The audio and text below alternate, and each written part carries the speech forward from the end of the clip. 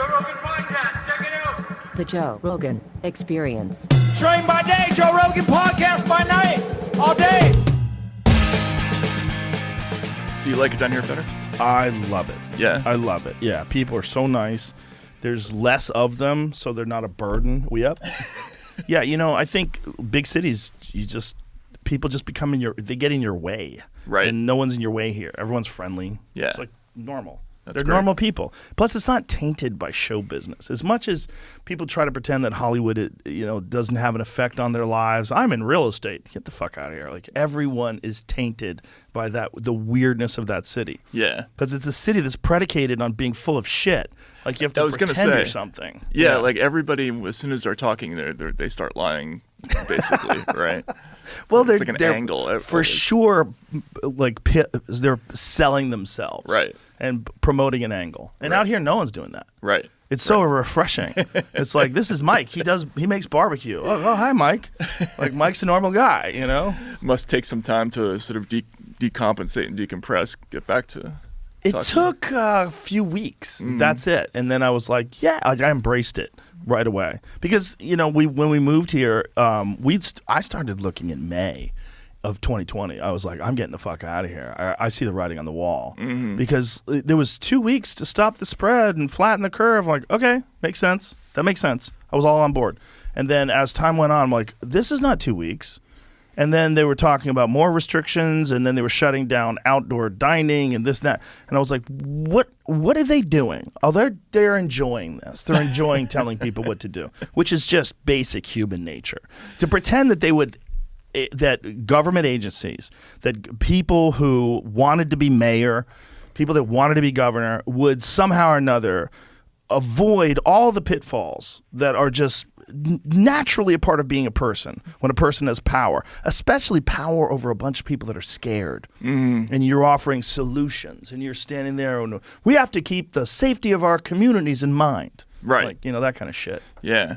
I think that's a big story of modern America is people just not being able to deal with the idea that there just aren't solutions for some things. That for some things you just can't fix it by fiat.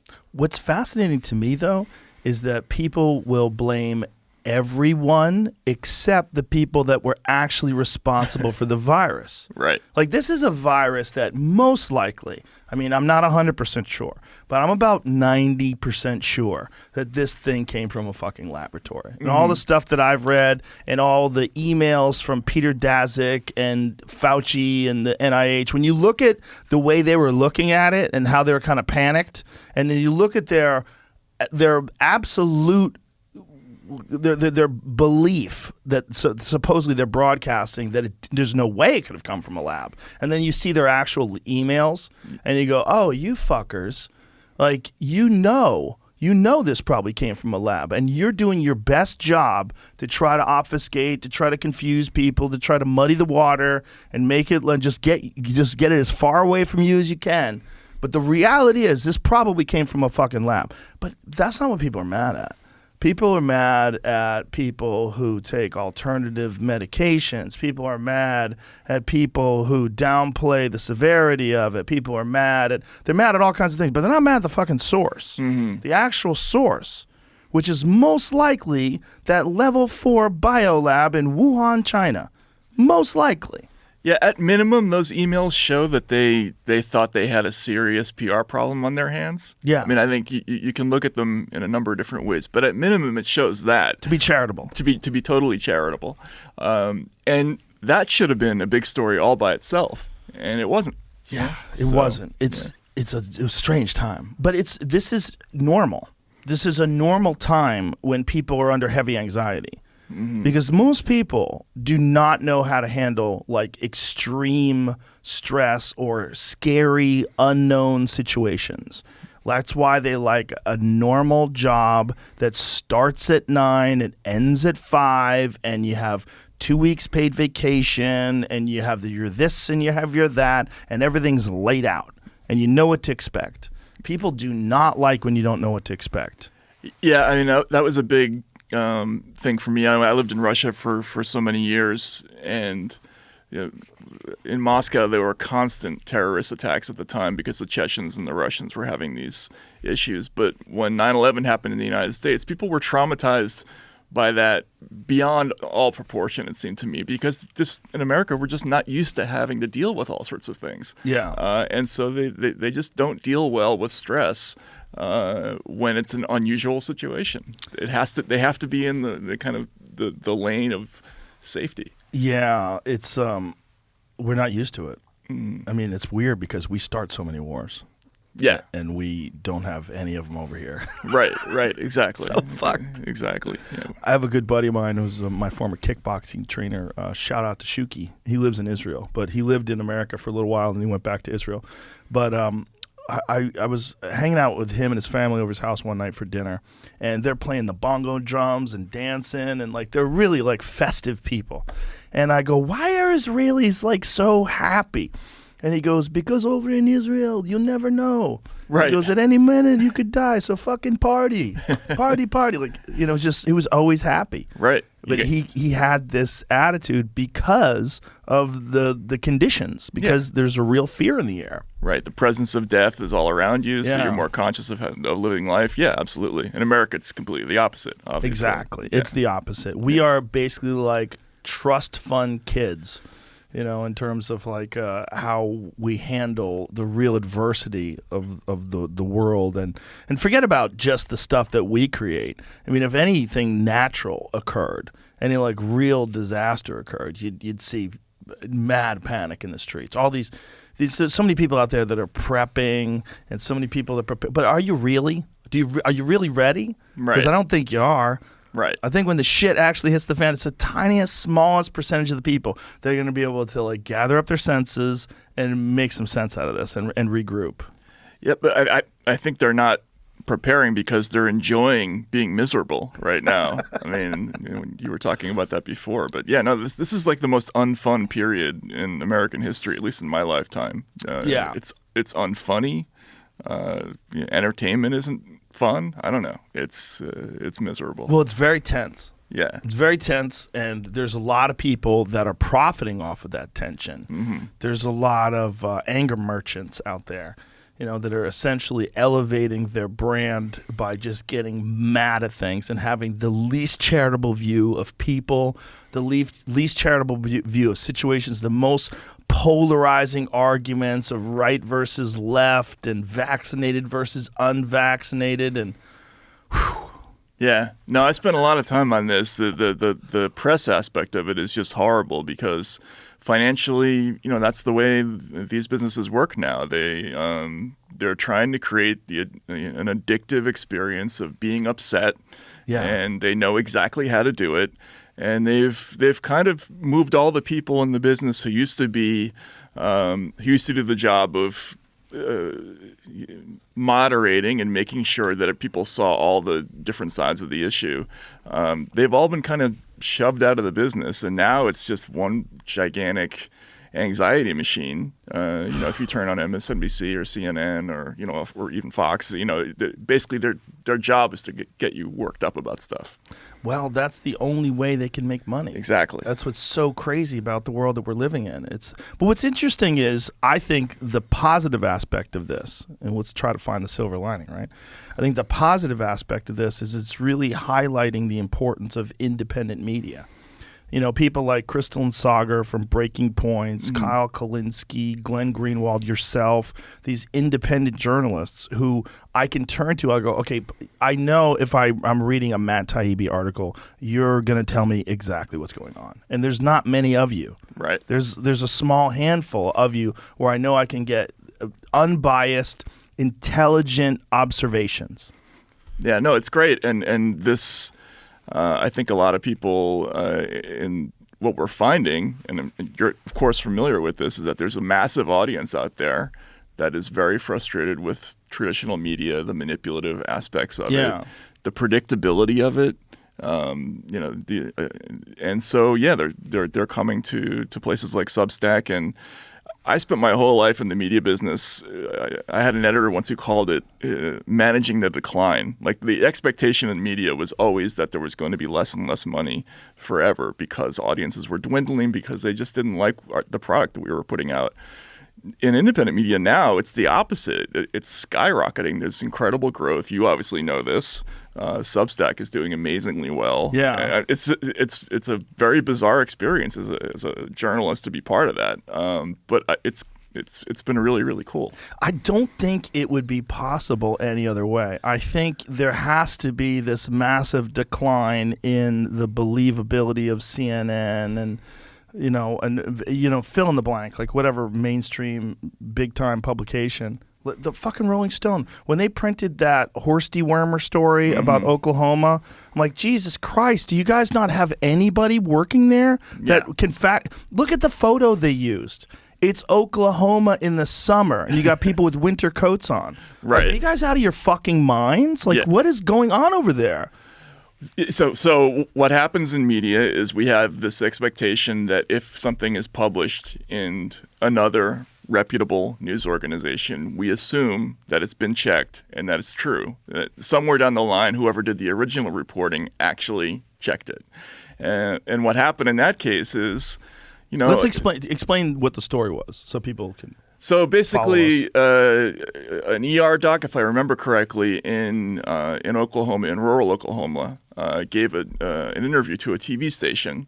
And essentially, he was saying that there was a problem with people who were taking ivermectin, and they were getting so sick that they were lining up outside the ERs and preventing people who had gunshot wounds from being treated, right? Yes. Now, me as a reporter, if I hear that story, the first thing I'm going to think is, are there really that many gunshot victims in rural Oklahoma? There's already a little bit of a problem with that, right? You would want to check that right away.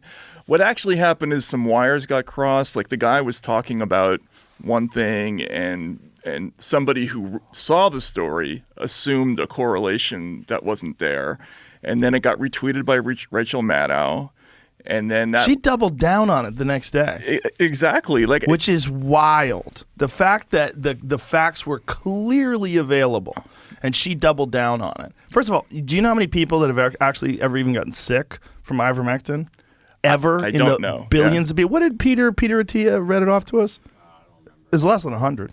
Right. Ever. I mean, it's been used for river blindness for how long, right? It's an incredibly safe 40 medication, years. right? Yeah.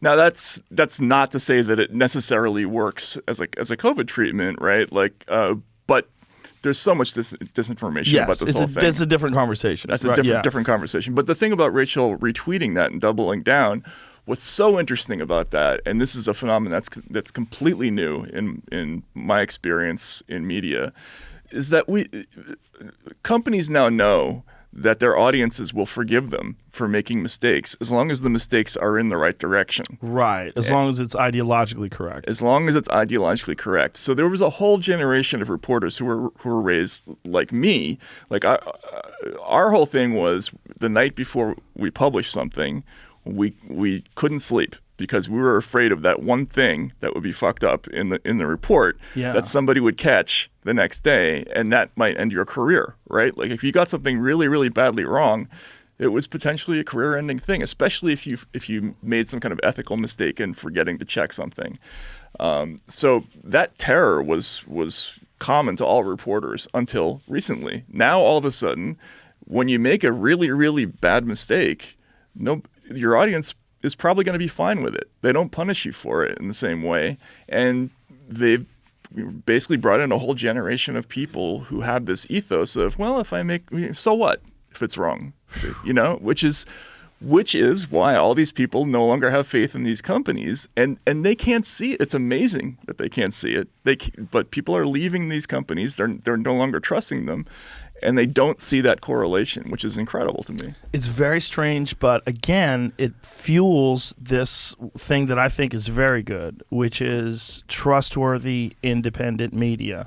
Like Crystal and Sagar, when they had their old show, Rising on the Hill, they decided to leave, and when they decided to leave, we had a group conversation on the phone, and they were asking me advice, and I was like, I think you guys are going to be gigantic when you leave. I think it's going to be bigger than ever. You'll be completely free. You won't have to worry about any editorial control, and you don't need anybody. I mean, I'll help you. Everybody else will help you. The show's already excellent, but it's excellent entirely because of you two. It has nothing to do with being attached to any other organization that's going to siphon money off of you. Yeah. And so look at them.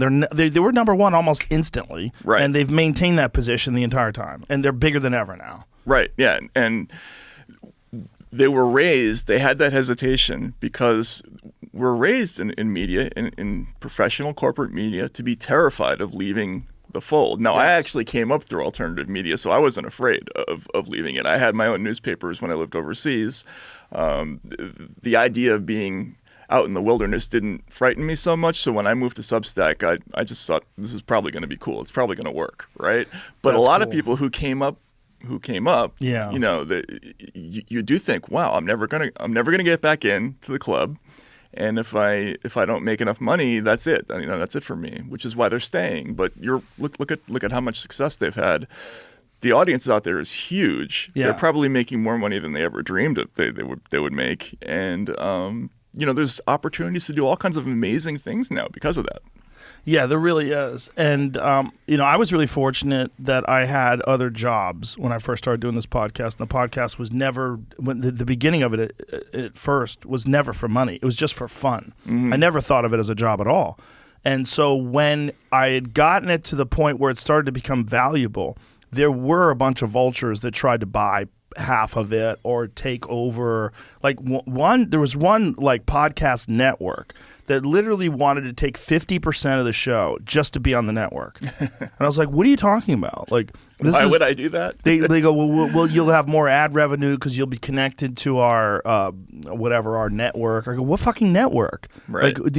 Like this is a podcast, man. This is a different, like they didn't even understand. And this was quite a few years ago before it had gotten big. But the point is, I know friends that took that deal, that gave their podcast over to this network and became a part of it. And now they're probably kicking themselves. Right. Because I'm sure it's like a permanent deal. Like I'm sure they own 50% of it forever or whatever percentage maybe they started with 50 and negotiated down. I don't know, but the point is there's so many people that when given the opportunity to have like some real security, like you're gonna be connected to this network, they're gonna protect you, they're gonna bring in the ads, you don't have to do anything, and they just take a percentage of it, but you will always have income because you'll be connected to us and we are a big corporation. And you're like, oh, just like when I was on NBC, this is going to be great. Like it'll give me security. And you start thinking about your mortgage and you start thinking about your kids' college and all that stuff. And you go, okay, this is a good thing. And it's hard. It's hard to just say, no, I'm going to be independent. But this is the time. This is the best time ever to be independent. Yeah, no, and that's why it is a very hard decision for people to walk away and go independent and do the thing. What I did, what Glenn did, what Crystal and Kyle did, but it works. And the other choice, staying with traditional media, is increasingly not a good bargain for you. Not only, is the piece of the pie there getting smaller and smaller all the time because their ratings are getting worse, the advertising revenue is dropping off, but the ideological conformity in those organizations is getting worse, and that is something that never used to exist before, at least not to this degree, anywhere near this degree. So you're going to be miserable doing that. You might as well do the job the way you want to do it correctly. And get paid in a commensurate way for doing it. I think there's a bunch of people, though, that haven't established a large following that are worried, rightly so, of being lost in this. You know? So I don't think this is available to anyone. It's obviously available to you and to Glenn and to Jimmy Dore and a lot of these other people that they've already gathered up a large, loyal audience because they know that they can trust these people. Or the people rather know they can trust them to be honest and to just give their take on things. But there's a lot of people that they're stuck because, they're not really well known and they're kind of in this system and they're realizing while they're in this system that it's pretty fucked. And you have two choices. Either you try to fight against it and you might get ostracized and or you try to conform, and then you get lost, Right. and then you become what you despise, Right. which yeah. is more common than not, right? Yeah, I think that's what's happening. Either they're moving the people out, which you see at an organization like the New York Times, where they're just kind of moving the old guard out, the old traditional reporting types, and they had a lot of really amazing reporters at the New York Times, people who really knew how to do the job, and they're just kind of being pushed out, whether for one reason or another. Or the other thing is you stay in, and gradually the mindset takes hold of you, and you get lost mentally, and I think that's what's happening to a lot of people. I mean, I knew Rachel back in her Air America days. We were friends once, sort of, and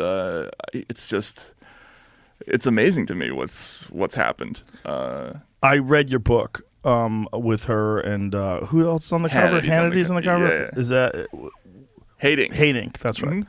I didn't want to fuck it up, so I didn't want to guess. That's okay. But when you compared her, and you said Rachel Maddow is Bill O'Reilly, you're like, Jesus Christ, but you're like, but wait, I think he's right. Like, it's just ideologically opposite, but the same kind of thing, where there's just like blind allegiance to the party doctrine. Right. Yeah. And not a reporter anymore. No, and what O'Reilly did during the Iraq War era, he was using this sort of hyper patriotic persona. His whole thing was, sort of bullying people who, weren't behind the war effort enough, or who, and if he didn't like them, he would sort of accuse them of being, in sympathy with the terrorists. And, Rachel's basically doing that same gig but it's Russians this time around, Yes. It's the same act. It's just a different audience. And they're using exactly the same it's this audience optimization method of making money, where you identify the audience, then you give them a whole bunch of information that is going to sort of please their sensibilities and tickle their prejudices, and you just keep feeding that stuff to them over and over and over again. And yeah, she's playing that game. It works to a degree, but she's then so rich. Right? Yeah, she's taking balling this out of new control. job. Yeah. She's balling out of control, and now she only works like way less hours or something. Right. Yeah, I don't know exactly what the new deal is, but it's like way less broadcast time. Right. Yeah, for more money. Yeah. And I mean, that's a tough job. I mean, you would know, right? I mean, like 4 hours, however many, days a week doing live work like that. Let me stop you right there. It's not hard. No, you don't not think this. So? This is not hard. This is the biggest scam that's ever existed. This job. The fact that people think this is hard. Now, I've had hard jobs. This is not one of them. No. I mean, it requires you to pay attention. Right. That's what true. The fuck? Right. I like to pay attention anyway. Right. Right. It's not hard. Yeah. It's not hard. Well, yeah. There's hard jobs out there. It would be a fucking that's true. Travesty to call this compared a hard job. to a real job. I keep forgetting that. Yes. Yeah, which is something that one should never do. Yeah, we're removed from real jobs by too many years. No, I've had real jobs. In fact, believe it or not, you played the Wilbur Theater, right? Yes. So I worked demolition once, and I demolished. My crew demolished that basement. No shit. Yeah. Wow. So we did the job that helped turn that into the Wilbur Theater. That cellar 1 million years ago. That's pretty I was cool. being punished for getting. I got in a scrape, like a drugs thing, and so my parents decided that I needed to learn a little bit about real work. So I ended up doing demolition for a long time in Boston. So, dude, I had a construction job when I had many of them because my father was an architect growing up. But when I was 19 years old, my buddy Jimmy Lawless, shout out to Jimmy, he got me a gig working with him. I think I only lasted like a month.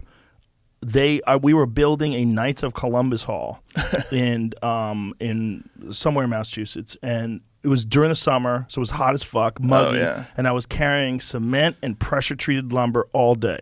That's all I did. And I remember and this was back when I was still competing, so I would go to the gym after work, and I could not do anything. I could barely hit the bag. I was so tired. Right. And I remember thinking to myself, like, this is a very important moment for me because I could just be doing this forever.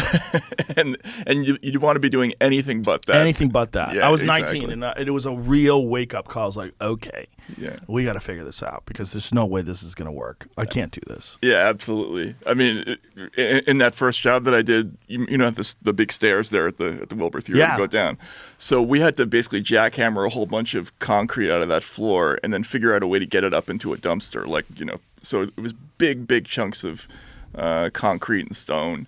And we tried all these different ways, like driving a bobcat up the stairs, like all these different things. There was no way to automate it. The only way to do it was to put it in a rubber bucket and have two guys carry each one up and down the stairs. So the guy I was with had just gotten out of jail, and he was like, this is what the people who built the pyramids must have felt like, you know, carrying that stuff up the stairs. So, yeah. Yeah, if that's how they did it.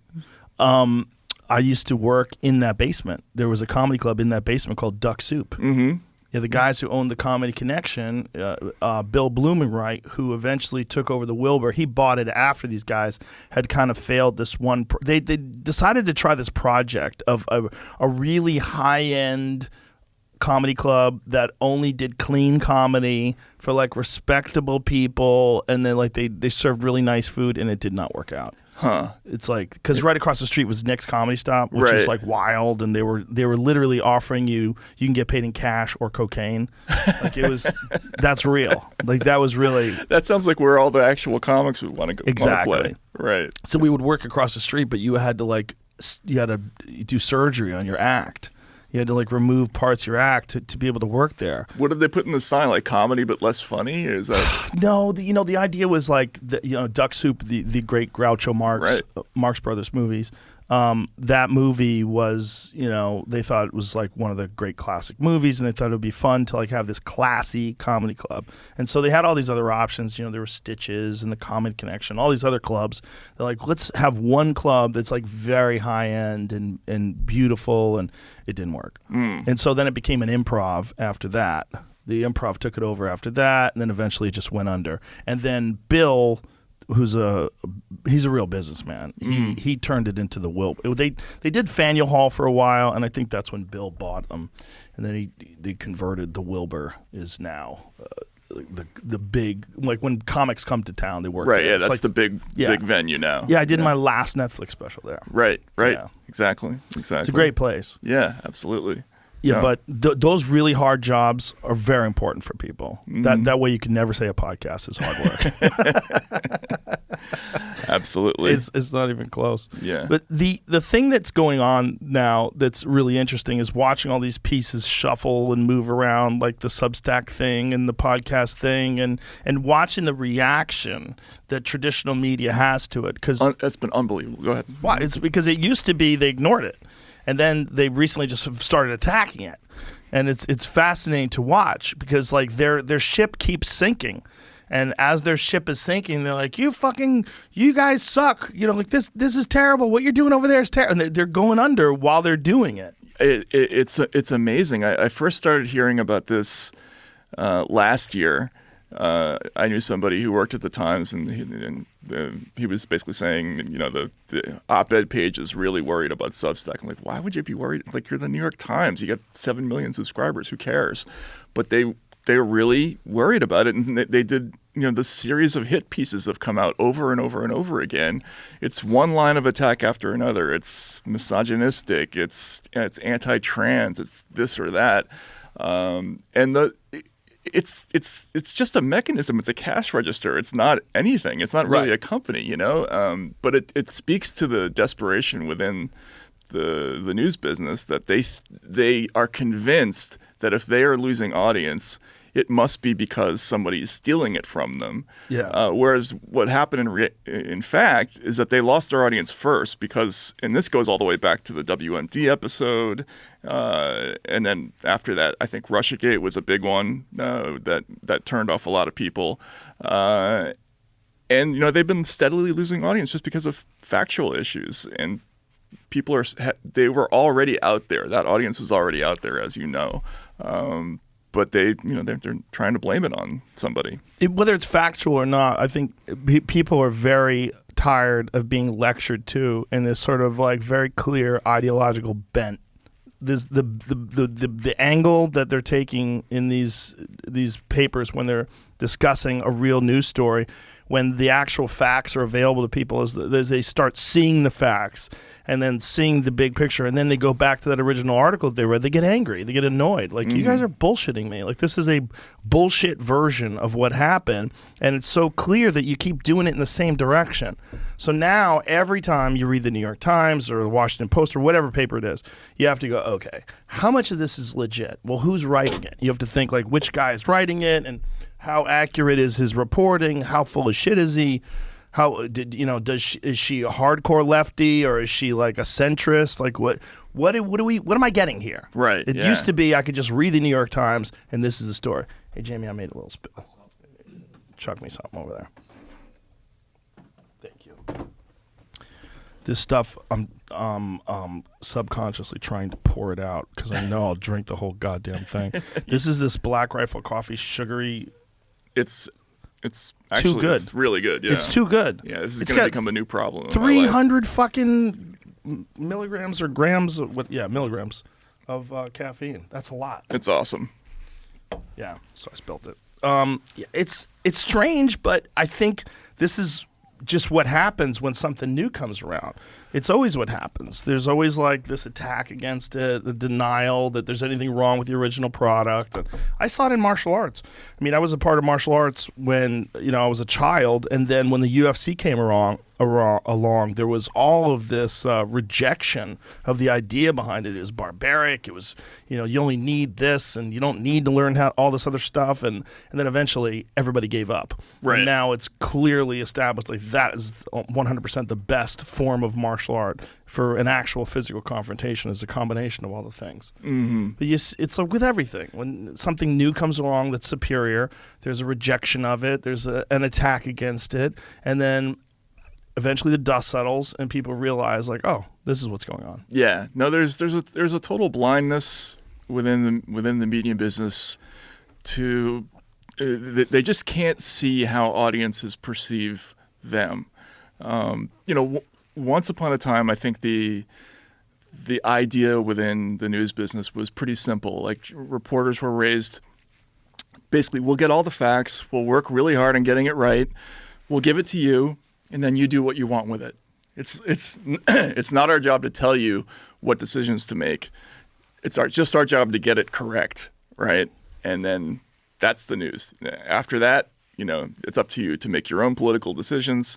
But that's why political affiliation didn't necessarily mean so much back in the day. It was always true that basically all reporters were Democrats, but it didn't show so much in the news media once upon a time because we had a professional ethos that just said, we're not supposed to care, right? Right. We go in to cover whatever. We're just going to collect all the facts, get all the quotes, put it out there, make sure everything's been checked, and then it's your deal. Now there's this new ethos that what Wesley Lowery, the reporter, calls the view from nowhere journalism, which is what I just described, that's not good enough, that they have to compensate for inequities in the system by basically trying to impact how people behave through coverage. And this is what they do all the time. I mean, they're trying to get you to make political decisions by how they cover things. And I saw this early on as a campaign reporter once when I was much younger, in 2004 and 2008. I would sit in the bus with the reporters, and they would be discussing which candidates they were going to describe as fringe, which ones were going to be described as electable, which ones would be serious, right? Because they enjoyed having the power of deciding for people, who got to be taken seriously and who didn't. And I think that urge to mold how people act is just ingrained in the business, and it's so off-putting. I think it is. What people, especially with something like the pandemic, people are desperate. They really, really need just to get the basic information. And instead, when the pandemic happened, we were in the middle of this super intense culture war that was revolved around Trump. So everything was viewed through that lens. Like hydroxychloroquine, Trump liked it, or Trump said he was taking it, therefore it must be bad, therefore, it must not work. But that's not how it worked. It's not the drug's fault that Donald Trump took it. Did you see that Fauci had actually written a paper on the effectiveness of chloroquine on coronaviruses? What did he say? It was from 2000. I want to say 2015 or 2016. But there was he gave a statement about the effectiveness of chloroquine and coronaviruses. See if we can find that. Because it's really fascinating. But yeah, it's one of those things that when it came up, Trump fucked so much up just by being Trump. Exactly. He broke people's that Trump derangement syndrome. I used to think that was a funny thing that, not even that funny, but a thing that Republicans would say to try to invalidate anything that liberals would say. Like, oh, they've got Trump derangement syndrome. But as time has gone on, and you've seen it over and over again, and the justification for not just bias, but blatant distortions of the facts in order to impart a narrative, like clearly doing it on purpose. And they've done it with almost this righteousness because they're combating something, this evil, this evil Trumpster, and this evil Trump thing that's happening. Right. Yeah. No. And that again, that's new. Yeah. That's a new thing in our thing. So another example of that is what you were talking about before, the lab leak story. Yeah. Right. Trump believed it, therefore it must not be true. Right. Whereas I think the old school reporters would look at it, we wouldn't give a shit. Right? Like it's right. Whether it came from a lab or whether it came from a cave somewhere, we don't care. Like we're not supposed to care. Our job is just to find out, Yeah. And so they would dig, and there was not a satisfactory explanation. Throughout all of last year, we didn't know exactly where it came from. So why did we stop looking? Right. We stopped looking because it had been decided just sort of collectively that, well, here's the story we're going to have. We're going to stick to it. Anybody who has any other point of view on it is clearly a Trump lover or whatever, and we have to denounce that person. We have to call them a conspiracy theorist. We're gonna have this fact checking that piously declares that this is wrong, and of course it turns out then they backtrack and they think that there's not going to be repercussions for that. Well, that's why people are fleeing. Don't you think traditional they media. were forced into it though? They were forced to backtrack. Yeah, they had to because, well, actually, that's still a little bit of a mystery as to why they suddenly decided to back off. Well, Josh Rogan was responsible for quite a bit of it, and he's done amazing stuff. His work in exposing the whole disinformation campaign and the emails and the fact that Fauci was the one that restarted the gain of function research and funding gain of function research. All that stuff. And he's a Washington Post guy. He's rock solid. Right. And then I think there was a bunch of people that kind of, when he started reporting all this stuff and saying all these things, a bunch of people that were like, fuck, he went out there. Right. Like, he went out the door and he's like, guys, I can breathe. And everyone's like, fuck, should we go outside? You know what I mean? Yeah. You know what I mean? Like if there was, is this the Fauci thing? Sort of. 2005. 2005 studies found that chloroquine, not hydroxychloroquine, was effective in inhibiting the infection and spread of SARS-CoV. The official name for SARS, the research was conducted in cell culture conditions, so in vitro, meaning the drug was not administered to actual SARS patients. That's the same thing that they found with ivermectin, that it stops viral replication in vitro. Yeah, that's if you look at the announcement for the Oxford study on ivermectin, they use very similar language to say that this is a drug that has had in vitro success, as in it has some antiviral properties. Yeah. There isn't a long record of it, but it has some, right? And that contradicted this. Again, it was much more of a faith-based thing in the reporting. Exactly. It's we believe that this is not true, so therefore we're just not going to touch it. Well, the horse dewormer narrative is where it got really weird, because it was clearly the same language over and over again. Which, by the way, that stuff is in heart dewormer for dogs. I have heart dewormer for my dog. I don't even know who bought it, but it was in my house. And the other day I was like, look at this. What's in this? Mm-hmm. And I pick it up and it's fucking ivermectin. Really? Yeah. And it was, like heart, that company, I think it's called Heart, that makes it. Right. Isn't that what it's called? HART or something like that? Heart Guard? Yeah, Maybe? isn't that what it is? I don't know. But whatever it is, it was for dogs. There's a picture of a dog on it. I didn't even know we had it in my house. And I open up the package and I look at it. I'm like, motherfucker. But but they didn't say that's it. Heart Guard. That's it. Mm-hmm. That shit's ivermectin. There it is. So when they started saying horse dewormer, like that was the thing that kept getting said over and over and over again. Horse dewormer, horse. Right. Like why? Like what happened there? Like how did that narrative get out there when you're talking about a drug that's been administered to? I think it's more than 4 billion times. 4 billion prescriptions have been filled for that stuff. There's only like, I want to say there's like 2 billion 2 billion horses on Earth. Like how many billion horses are there? I bet there's probably not even 2 billion horses. So there's like why would you confuse that? A drug that's been given to so many people, why would you confuse that as being primarily a horse drug? 58 million. There's only 58 million horses. So we far outnumber horses. This is something I never knew. Yeah, I was pretty sure of that. Yeah. But the fact that you're talking about a drug that couldn't have been given to all the horses, even if they gave it to every fucking horse. Right. Yeah.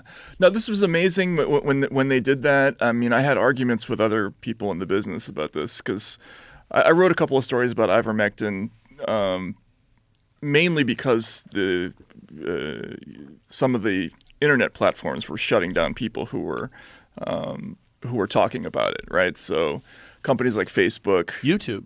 And YouTube, right? Yeah, that's right. So it was YouTube had eliminated, among other things, like congressional testimony about this, and that seemed to me just crazy. Like, what? Even if the person's wrong, you have to leave it up there as a public service. It's you should be able to find it, but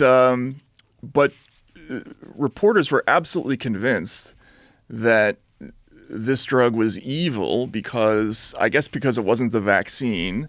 And just the whole concept that people would be looking for some other kind of treatment or might welcome it was just deeply and profoundly offensive to them. So they came up with this pejorative term, this horse dewormer thing, and it was amazing, the unanimity. Like as you said, it was in every single story. Like the language was exactly the same. Yeah, it was really strange, right? And even that is odd because, again, once upon a time, your classic journalist was somebody like Seymour Hersh, and the whole idea of being a journalist was to not think like other people. Like you were your own person. You thought for yourself. You made your own decisions about things. And that was valuable. The whole point of the job was to be like that. Yeah. Because it required somebody who had the ability to look at every situation completely objectively and not be affected by peer pressure. Like that was a prerequisite for being able to do this job well. The idea that we're all going to parrot each other's thinking about things is totally alien to what this job is supposed to be about. And now all of a sudden it's become the opposite. It's become, if you even try to opt out of doing that, you're suspect. You're going to be drummed out of the business, which is just nuts. It's very strange. Another thing that's one of my favorite things to watch is the compilation of all of the people on the left talking about how they would never take the vaccine because you never know what's in it. if Trump's hands are on it. Oh, God. That it's gonna, who knows what the long-term consequences of it are going to be. Right. And this is fucking Biden when he was running for president. Are you gonna take the shot? Who knows what it's gonna do to you? Kamala. There's no long-term tests. Kamala saying she wouldn't take the shot. So many fucking people, and those same people are the ones that just take the shot, man. I know. Like that. The same people, very same people, the same people made it. The same people, they produced it. They sold it. This is the same people. Yeah, and they came up with this whole phrase, "pandemic of the unvaccinated." Yeah. Right. So exactly the same people who were having vaccine hesitancy the year previously came up with this phrase. And here's the part that's shameful. It's one thing for a politician to use a phrase like that that's clearly cooked up, with their consultants in whatever, evil political laboratory they sit around and decide how they're going to, do their messaging campaigns. But then for an anchor person to get up and repeat it like it's his or her own thinking, that's just embarrassing. Like since when do we let politicians write our material for us? I mean, it's shameful. It is, but I think it's just the last death twitches of that business. I just think this is a sign of the times, and that if you think about it, a decentralized source of news is really the only way we're going to trust it today. Something that is completely independent of a large corporation where they have a lot of vested interests in pushing a certain narrative. Those things, they're never going to be pure. Not anymore. I mean, whatever the fuck they did, when they allowed pharmaceutical drug companies to advertise on television, and we're one of only 2 countries on planet Earth that allows that, they allowed the deepest roots of corruption and of influence to get in the way of all narratives, of everything we say and do. Mm-hmm. And the fucking sheer amount of money that's being generated by that is almost unstoppable. You could never cut all those roots. There's no way. It's at this point. Yeah, it's and that amount of money is nothing to them. I mean, look at the amount of the profits that companies like Moderna and Pfizer are making right now, and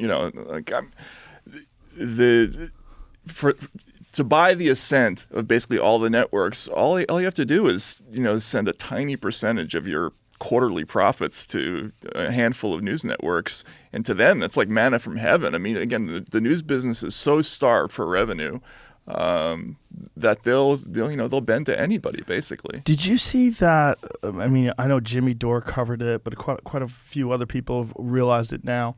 The amount of money that Bill Gates has spent on influencing media. No, I didn't. It's somewhere in the neighborhood of $300 million. Jeez. He's donated to these various media organizations, which for sure has some sort of an impact on how they cover him. Right. Well, of course, yeah. And look, once upon a time, we were, I've said it many times, we were trained to know that, for instance, think tanks, right, like who was funding them, because think tanks are who get quoted in the New York Times and the Washington Post, right? So they're generating research that goes to journalists, and like sort of surreptitiously that ends up becoming what's covered. And so that's how, like, the Gates Foundation, for instance, will work its way into coverage. It'll sponsor research in an area like education. That's one of the things I'm covering now. And its research becomes, it gets into the news that way. But we were supposed to once have, our ears up and be conscious of who was paying for all this research. Where was that information coming from? And people don't really even think about it now. See if you can find that story, Jamie. I'm looking right now. I'm reading an article about someone last year actually was looking into it. Here, I'll show you. Journalism's Gatekeepers is what it's called. Columbia Journalism CJR. Review. Mm-hmm. Is that a respected publication? No, I mean, look, they've had their issues, but that's the top media criticism outlet, right? Okay, so this is last year. It says a recently examined nearly 20,000 charitable grants the Gates Foundation made through the end of June and found that more than $250 million going towards journalism. Receipts included news operations like the BBC, NBC, Al Jazeera, ProPublica, National Journal, The Guardian, Univision, Medium, The Financial Times, The Atlantic, The Texas Tribune, Gannett, Washington Monthly, Le Monde, is that how you say it? Yeah, Le Monde. And the Center for Investigative Reporting, charitable organizations affiliated with news outlets like BBC Media Action, the New York Times, Neediest Cases Fund, media companies such as The Participant, whose documentary Waiting for Superman supports Gates' agenda on charter schools, journalistic organizations such as the Pulitzer Center on Crisis Reporting, the National Press Foundation, and the International Center for Journalists, and a variety of other groups creating news content or working on journalism, such as the Leo Burnett Company, an ad agency that Gates commissioned to create a news site to promote the success of aid groups. In some cases, recipients say they distributed part of the funding as sub-grants to other journalistic organizations, which makes it difficult to see the full picture of Gates' funding into the Fourth Estate. Yeah, and as a reporter, you may or may not be aware of all the different ways that money will get in, work its way into the business. But unconsciously, it just sort of seeps in, like Right. and that's how it works. Like nobody comes and tells you, well, don't cover this. Well, maybe they do now, actually, or take this approach to covering education. What ends up happening is that you just kind of get a feel based on the reaction of your editor to whatever pitch you're giving at the moment. Hey, would you be interested in this story about whether or not this approach to standardized testing worked, right? And if the editor says, yeah, that's interesting, maybe, right? Then just never to broach that again, right? But if it's with, in the right ideological slant, they're going to be hot for it, right? Interesting. And that's how it works. That's how it works with everything. It works, with foreign policy. When I worked in Russia, if you pitched a story to an American editor about how the U.S. funded reform effort was working and there was a growing middle class in provincial Russia that was prospering and people were now taking vacations to Ibiza and stuff like that, you could get anybody to buy that story. But if you came to them with a story about how actually the transformation of capitalism has been really slow. People have lost their health care. There's an explosion of violent crime and addiction, and people are more and more gravitating towards right-wing politics, in large part because of the rapid changes that they weren't ready for. You could not get that story sold, right? So what ended up happening when I was in Russia is they kept sending back all these positive reports about what was happening. This was before Putin. And Americans got this idea that things in Russia were going great, and the company was really prospering. In fact, I was doing stories when I was there about how money didn't even exist in the villages. Like the only people who would actually have cash in most remote Russian villages would be pensioners because they would get it, once a month from the mail system. I went to places where the people actually bought and sold things with moonshine, like the Russian equivalent of moonshine, because that was like a unit of currency. Wow. They were doing subsistence farming. I mean, it was completely fucked life in rural Russia. But if you picked up the New York Times, what you read is, the emerging middle class was doing great. People have VCRs in Samara and stuff like that. And that's how it works. Like you get a sense of what they want, you give it to them, and over time you just stop thinking about it. But it's not a healthy way to do it. The idea that there's no currency at all and they're just subsistence farming and trading trading in moonshine, that's wild. Yeah, I actually did it myself. It was I did a story about this. I used to travel the country with this guy who was believe it or not, a professional clown. So we would do these things where we would get jobs in provincial Russia doing different things, whether it was bricklaying or working in agriculture, that kind of stuff. And in one place we went to, we would do like a construction job, and we get paid in what they call samagon, which is like moonshine. Was it nasty? It works. I'll say Megan that. Murphy gave me some shit from Mexico that it's how rough.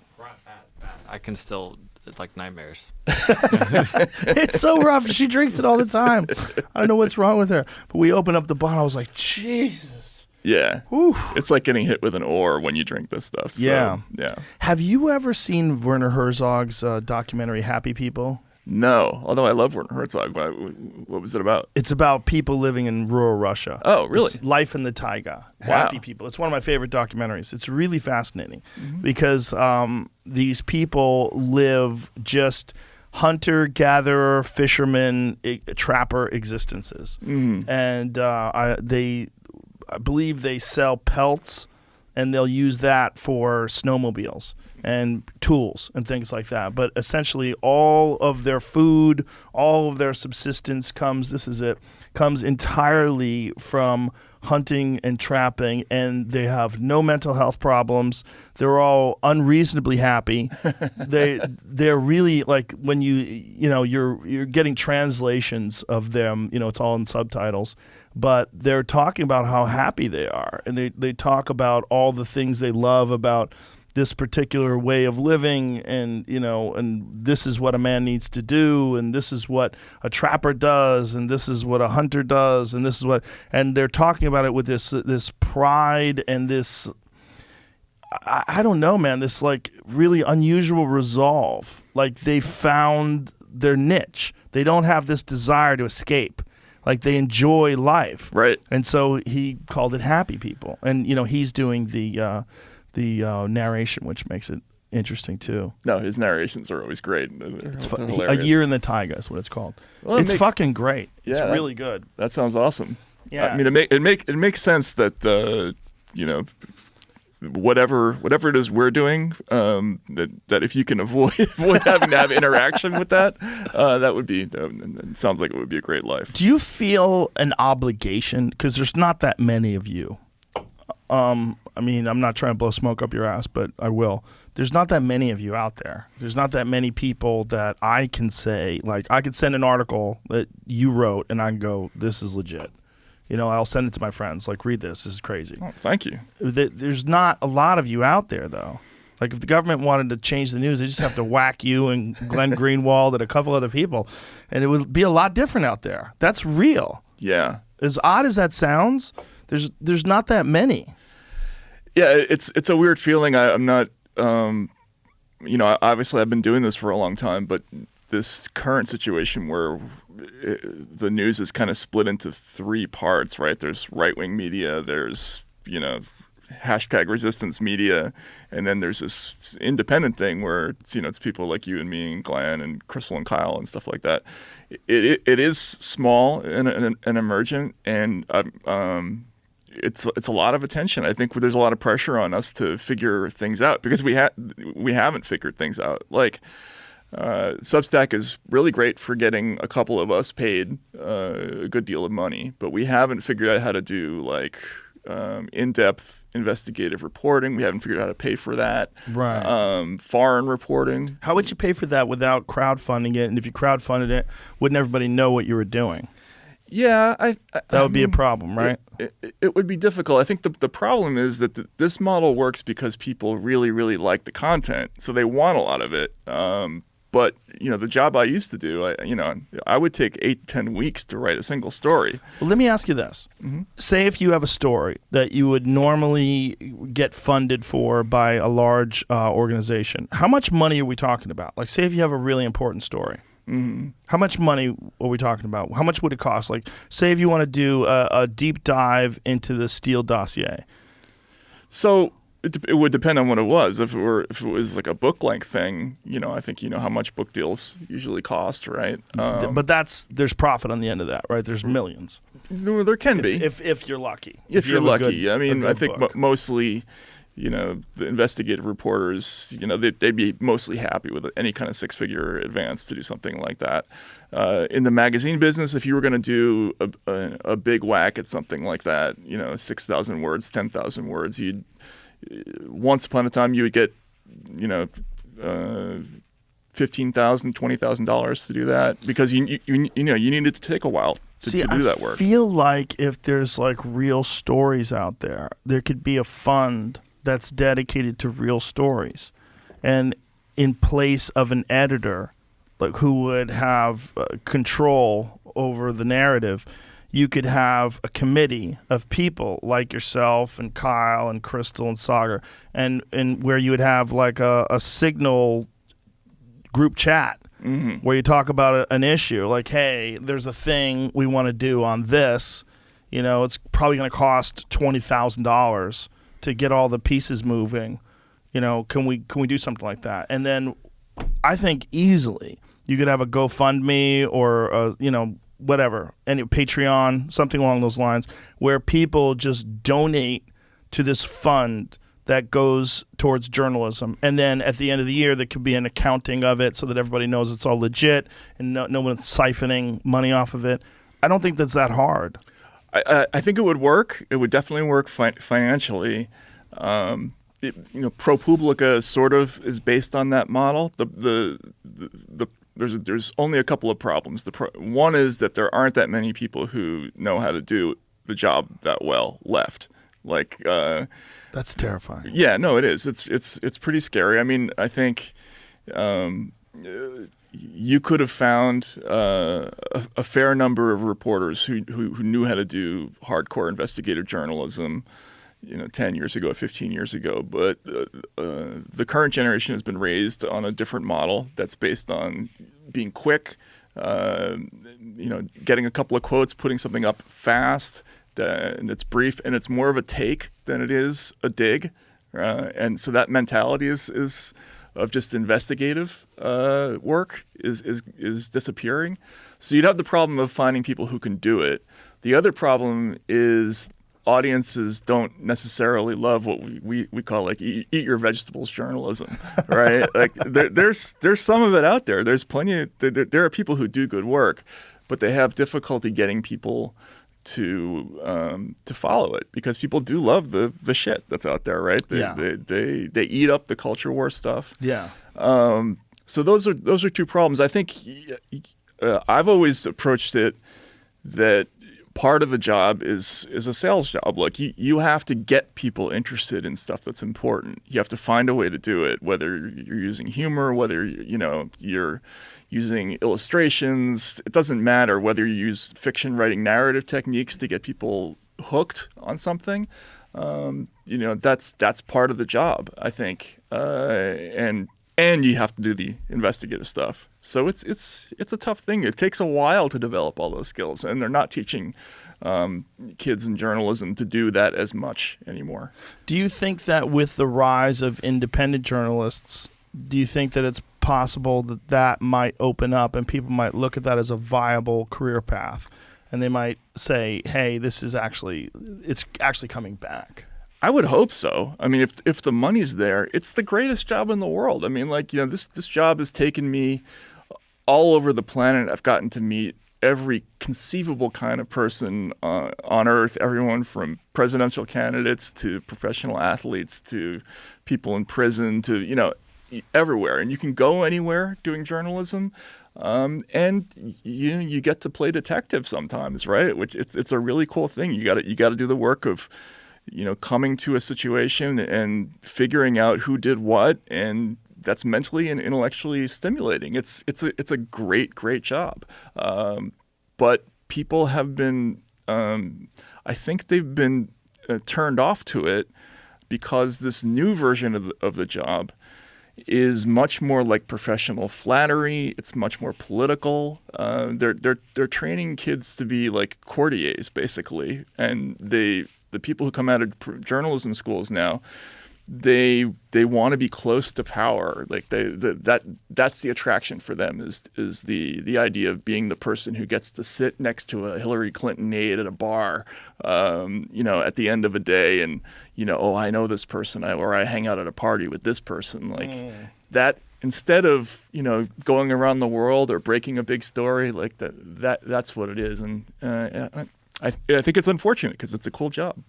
It is. It's not just a cool job. It's a cool job with romantic roots. Absolutely. Yeah. I mean, think about how many incredible stories have been broken, and Woodward and Bernstein. How people look at these people. Yeah, think of the people who've been journalists, who've done such incredible things. Everybody from like Ida Tarbell to Mark Twain to Hunter Thompson, Evelyn Waugh. It's a great place for if you want to be a writer. I mean that's how I got into it, because I wanted to be a writer. But if you want to be a great investigator, you can do. That's a way into it too. There's the whole tradition of what we call participatory journalism, where you do something and then you write about it. The George Plimpton was famous, right, for playing professional football, right, the Paper Lion story. But I've done some of that, like doing work in Russia, or going undercover. I lived in a church in Texas for a while. Did you really? Yeah. Actually, the John Hagee church in San Antonio. I sort of joined that church and wrote about my experiences there. What were you doing there? So it was like an apocalyptic church. It's one of those churches that sort of believes the end of the world is coming. Did they have a date?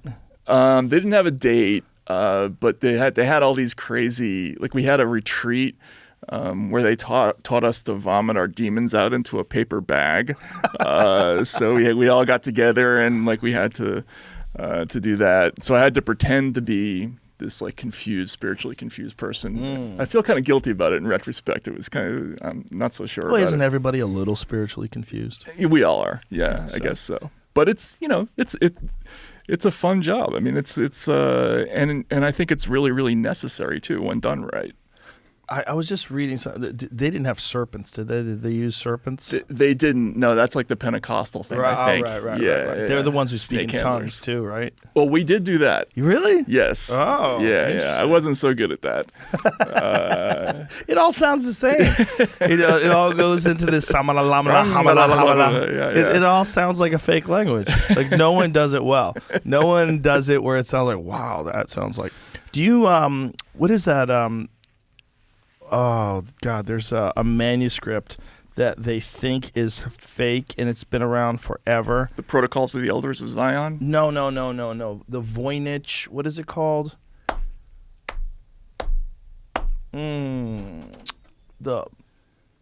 Voynich Voynich manuscript. That's it. 39 codes or something. Yes. There's this ancient book, and they don't know how old it is. How old do they think it is? So they were thinking before it was like a long lost language. And as time's gone on, now they're kind of thinking it's not a language at all. That it's like someone just made up gibberish? a language. Yeah. Oh, they made it up? But it's really good. So it's confusing people. See if you can pull up some images of it. So it's got drawings and this language that they thought, it's really interesting. It's old as fuck. But look at how all the letters are written. It's all beautiful, and no one knows what the fuck it says. They have no idea. And there's a lot of theories, but for the longest time, they were trying to decipher it. And I think, I might be speaking out of tune here because they might have changed, but I think they decided somewhere along the line that it's not really a language, that someone just made up a fake language. So I'm assuming that they had linguists and code breakers take a crack at it, and they just couldn't, right? They can't. It's early 15th century. So somewhere in the early 1400s, clear that, was the manuscript decoded? I don't think it has been, right? 2019, the manuscript was propelled back in the headlines once again when an academic made the explosive claim that he had succeeded where everyone had failed and successfully decoded the mysterious text. I think that's horseshit, though. I don't think that's true. If somebody 500 years ago made this beautiful thing but made it complete gibberish just to fuck with us in the future, that's kind of amazing. I really respect that. Yeah, if that's what they did. I don't know what they did. Yeah, that's funny. I think they think that somebody might have made it to sell to someone. Like someone might have made it in the early 1400s to sell as some ancient text. It currently consists of around 240 pages. There's evidence that additional pages are missing. Some pages are foldable sheets of varying size. Most of the pages have fantastical illustrations or diagrams, some crudely colored with sections of the manuscript showing people, fictitious plants, astrological symbols, etc. The text is written from left to right. The manuscript was named after Wilfrid Voynich, a Polish book dealer who purchased it in 1912. Yeah, I don't think that anyone has translated it. There was so much fuckery back then. Oh, yeah. There was, right? That's Yeah. hilarious. That reminds me of the. Go ahead. I was going to say, the earliest books. Well, I was reading something about some of the earliest. Somebody brought it up, and then I read something. I think somebody brought it up on this podcast. Yeah, I remember reading through this, and I thought we had come to an answer, but I don't remember it, and I'm not finding it. The answer of Like- whether or not it's legit. Yeah, like even I thought they found out what some of the stuff was saying, and it was just like nonsense or. Yeah, I don't know if that's true. I think Yeah, I don't it's remember. really under debate. But the earliest books, the real successful ones, were about like how to spot witches. Like everybody thinks like, oh, well, once they started printing books, that's when people started learning things. Like, No. no, it's kind of like today. Right. Yeah. You They know? do. There's a lot of witch hunting going on today. Like if you think of like if YouTube was dominated by QAnon, QAnon theories, that was like ancient publishing. Yeah. When they Amazing. first started writing books, because I never even thought of that. I forget who brought that up. Someone brought that up on the show, that the earliest books were about witches, and I was like, what? And they go, yeah, that was the most successful books at the time. Once they started printing books, like how to spot witches. Right. Right. You talked about it on the 9th episode. But who was it that the 9th episode ever? Yeah. Oh Jesus. Wow. Wow. With whom? My memory's gone. My memory is like a hard drive that's like a 1 gigabyte hard drive, but I'm trying to stuff 18 gigs of information in there. It just spills over. Right. And then someone will bring something, I'll go, oh, yeah. Oh, now I remember that. Okay, I found the folder. And then I'll, Yeah. No. For me, I think I'm just actually. It's shrinking in size. That hard drive. Yeah, well, it's definitely not working that good. But this Voynich manuscript, I forget what my point was. It's just... It reminds me of the. Remember the amazing story about the Zodiac Code? Yes.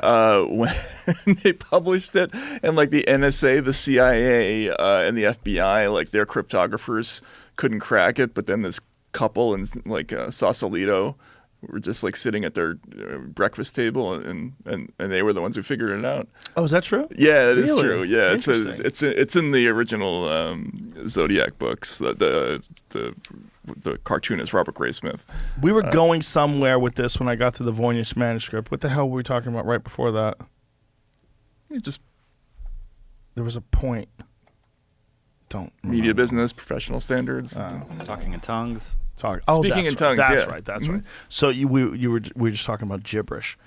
That fake languages. That fake languages all sound the same. They all sound Yeah. Nobody does it where it sounds like, wow, that sounds like a good fake language. No, it's incredibly unconvincing. Except that, but it was very hard for me to do. I've found like that was the hardest part of the gig. Didn't J.R.R. Tolkien write a whole fake language to go along with The Lord of the Rings? Oh, like Hobbitish or something like that? I think he did. Or Elvish? Yeah, Yeah. I think he did write some Elvish language. I think he wrote a fake language to go along with his books. So did Anthony Burgess. Well, he just basically took Russian words and made them into slang for Clockwork Orange. Oh, really? Yeah. But he had his own sort of slang language. That's a cool thing to do, Did this church that you were they some of the people that did the pray the gay away stuff? So there was a little bit of that. They didn't do conversion therapy exactly, but they definitely counseled people who were in that situation. Let's put it that way. I thought about doing one of those, but then where I would actually join one of those retreats and see how they went about trying to convert people, but that never worked out. There was someone who was a famous politician and their husband was involved in one of those things. I'm trying to remember who it was, Buttigieg, or- but her no. It was a female politician, and the husband seemed gay, and he was involved. I mean, that's a weird thing to say, but some people do seem gay. It's like you risk being criticized and being called a bigot for saying that. But if someone's talking like this, it's very rare that's a straight person, right? Right. Yeah. Yeah. For whatever reason, this is just in no way a judgment against gay people. But this guy was doing Pray the Gay Away stuff, and someone did some investigative reporting and did something, and it was like this guy like clearly has a heart on, and he's like behind me hugging me. And telling me that, Jesus does not want him to be gay and that we're all going to work through this. And he's like, the whole thing was like uber bizarre. That's crazy. It's amazing that whole conversion therapy thing was such a big deal, like even 10, 15 years ago. Yeah. There have been, a lot of changes since then. Well, changes in acceptance hopefully, yeah. but also changes in an understanding of homosexuality, that this is not a choice. It's like this Right. the idea that it is a choice is nonsense. Right. And, right. And we although they're now changing the thinking on that. Really? Well, I mean that's not to wade into an area that's completely radioactive, but Too late. It's the the trans issue, the whole idea that something like that is determined by biology runs a little bit counter to current thinking. Oh, okay. So Gender trans fluidity is very different, though, right? Yeah. The reason why trans is different because there are trans people, right, that start off as biological males and they identify with being a female, but they've had children with females and they've had relationships with females, and then as they transition, they remain attracted to females. Right. This is very common. Yeah. So I don't think it's quite the same as gay. It's very different in that it's whatever it is in the human mind that makes you identify with another gender. It seems to have nothing to do with your sexual preference. Okay. Yeah. I know absolutely nothing about it, so I know enough I shouldn't about opine. it. Yeah. Well, I knew almost nothing about it until I got attacked for attacking a female MMA fighter who used to be male for 30 years and then wasn't telling anybody that she used to be male and transitioned and fought 2 different times against females that thought she was a biological female and beat the fuck out of them. I Right. mean, like horrendous beatings. Broke this lady's skull, like literally fractured her face. It was scary stuff. And when you watch the fights, the fights looked like a guy beating up a woman. Mm-hmm. It wasn't like someone who's particularly skillful. It was just wrong. It was Right. just and it was at a very low level of MMA. Like if you saw like at high levels when someone has like the skills to protect themselves from someone who's the same size as them but physically superior, then you would have less consequences because they just know how to protect themselves better. But these women weren't that skillful, so the strength and the physical power was a huge factor. Right. And I was fucking furious because it was like, this is crazy. Mm-hmm. And in criticizing it and being like very, very vocal about it, then I started having to like start doing research on this. Like why are people reacting this way? Like what is actually going on here? Wasn't that one of the reasons they wanted Bernie to disavow you? Yes. Yeah. Yes. So, yeah. And what's amazing about this is that it goes back to that same kind of instinct, behind the lab leak theory process, which is we've decided something, right? We're not going to discuss it anymore. Exactly. So if you discuss it, you are in the bad zone, Right. And You're not even allowed to bring it up. not even allowed to bring it up. And so there are just so many of these places in the kind of cultural landscape that are just no-fly zones for talking about things. Well, Abigail Schreier is experiencing that in like the most hateful and aggressive way with her book. I believe it's called Irreversible Damage, Right. which is all about rapid onset gender dysphoria that seems to be happening to a lot of young girls. And they're trying to figure out what is going on when the percentage of people who identify as trans that are young girls is up several thousand %. Right. Which is crazy. Yeah. Like, what's happening? Yeah, obviously, there are people who don't think that's happening, and think that rapid onset gender dysphoria isn't a thing. I interviewed Abigail because she also had a problem with the internet platforms. I think it was with Amazon, right? Yes. Yeah. And again, that's that whole phenomenon of, okay, it's controversial. Well, that used to be part of what having a First Amendment was all about. We talk about this stuff.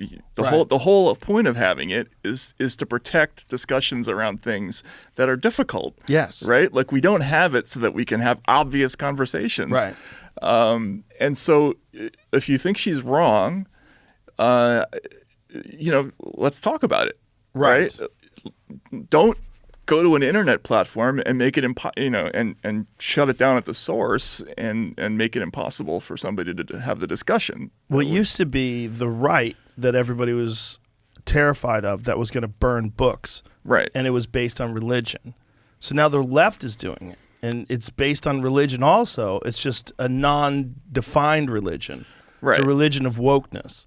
Like, you have to have these parameters that you operate under, and as soon as you step outside of those parameters, you're supposed to be shut down and deplatformed, which is the term. Right. But it's essentially the same thing. You're calling for a book burning.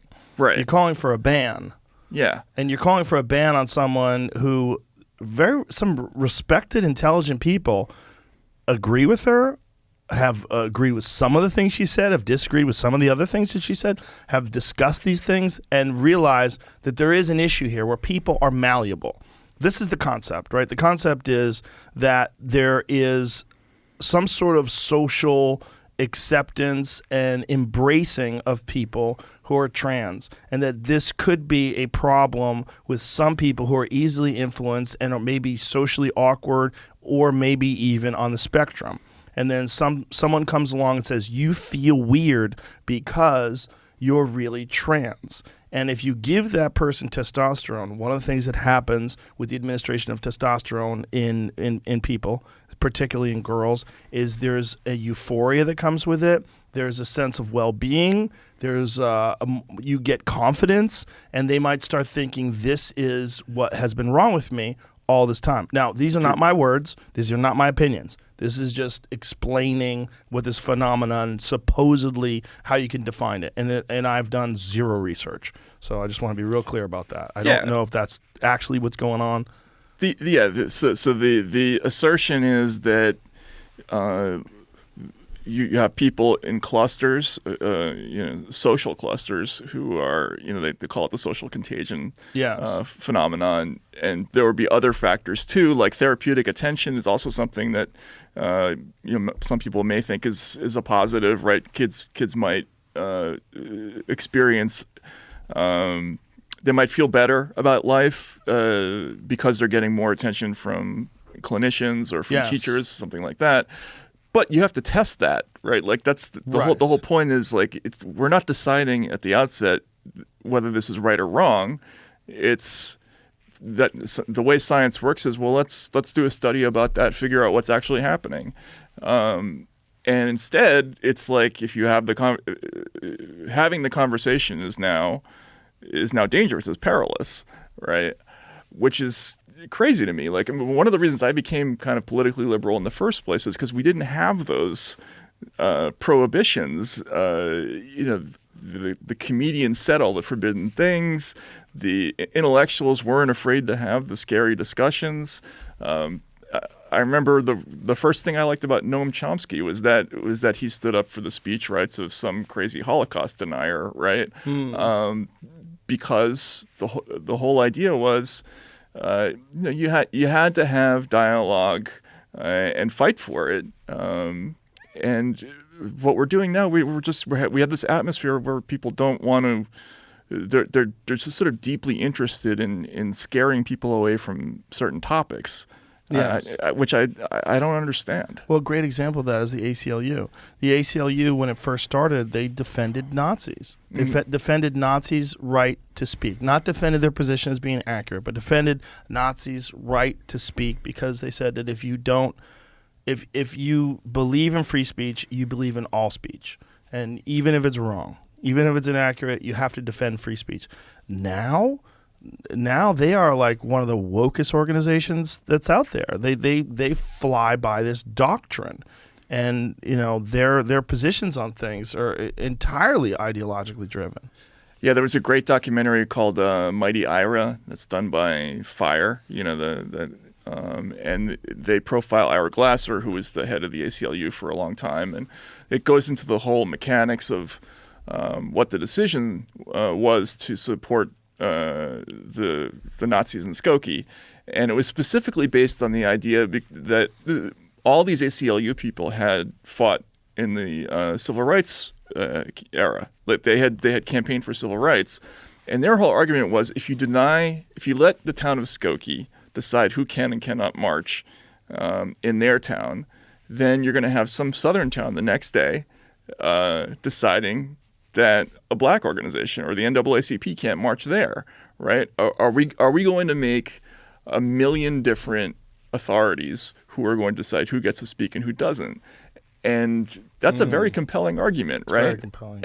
And it was deeply thought out, and they were really, really. They took it very seriously from an intellectual level. Like we know how offensive this is to people. They thought about what it would mean to the residents of Skokie, many of whom were Holocaust survivors, what it would mean for them to see those marchers go past their houses. They understood how if anything is harm, if any kind of speech is harm, that is it, right? But still, that this is a foundational idea in the United States, is that we defend this because it's part of our identity, and I think we're losing touch with why we have those ideas, right, and why it's so important to debate these ideas, and that when people are confused, they can see a better argument. They can see someone who eloquently spells out why these Nazis are wrong. And then you go, okay, now I have a framework. Now I understand.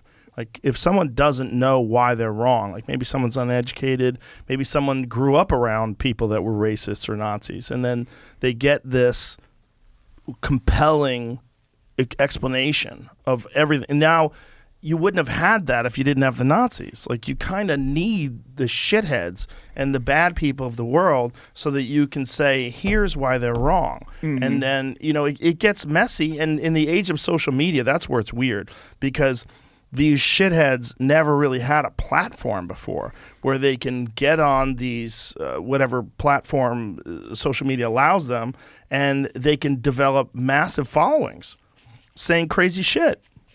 But that's still the same. We have to realize that even though it's new and it's uncomfortable, and you're seeing these numbers, and people are being indoctrinated into these ideas, what's important is to have a compelling argument against it. Yeah. And to have that, and to say, hey, this is why these people are wrong. Look, here's the most eloquent, thought out, articulate argument against that. And then where reasonable people are allowed to look at these two things and go, well, clearly these people over here are correct, and clearly I see why these people are so fucked up, and this is what's wrong. Yeah. Doing it the other way, just saying, okay, we're not going to let you see that idea. We're going to make sure that it comes affixed with a warning label, or we're going to make sure that person does not appear on this internet platform. You know what the Streisand effect is, right? Yes. It's so explain that to people, the whole story behind that. Yeah, I don't remember exactly what happened. It's a house. She had a house in Malibu, and it was this big, beautiful house, and they took photos of it from the air, and she got pissed, and she demanded it be taken down off the internet. And when she did that, everybody's like, what house is that? And then it became way more popular, and then everybody wanted to know where Barbra Streisand's house was, and that became the Streisand effect. She was operating under this delusion that we were living in 1950, when you can get the newspaper to take something down, and that would be it. That'd be the end of it. But in the age of the internet, it has the opposite effect intended. And this gets back to what we were saying at the very beginning, like this idea that people have to understand that there isn't a solution to everything. Right. And I think internet speech is the classic example of where people think there must be something we can do, step that we can take to make sure that these kinds of thinkers don't exist anymore. And there isn't. It's logistically impossible for a company like Facebook or Google or Twitter to scan individually each piece of content. It's being created at too fast a rate. The only way to do it is to have a better argument and win on that level culturally. Yeah. And they think that there's some kind of mechanical solution to this, and there isn't. There's not. And you have to be comfortable with that. Like that's part of what being a person is you have to deal with some things that are just disturbing. Yeah. And you have to have messy conversations, and and you're going to have to explain to your children what's going on here and who these people are. Great. Here's this is related. Are you aware of this new hate group march that was walking, where all these guys were walking with American flags? Made him get back in the truck. What's that? They were like in a yes, U-Haul they all truck or jumped in something. the back of a U-Haul truck together. Yeah. There has never been a thing that I've ever seen where almost immediately I was like, those are feds. Did this happen? I immediately like, that's fake. Like my immediate feeling. I looked at them. First of all, these guys are too slim. I'm looking at these guys. They're all in shape. They're all thin. They're uniformly marching with flags. I'm like, there's no way these fucking idiots would be this organized. Then someone did a deep dive on Twitter. I wish I could remember who. But someone did a deep dive on Twitter and found out that the account in which this whole thing went viral is a completely fake account that has no followers and was started about a month ago with an AI-generated face. It's a fake face as like the profile picture. It's one of those pictures, they take a bunch of people's faces and they smush it and make this one lady. And then she had a picture of a dog in like one of her Facebook posts. But there's no engagement. There's no interaction. The entire account is only a month old. And her post on this somehow or another went viral.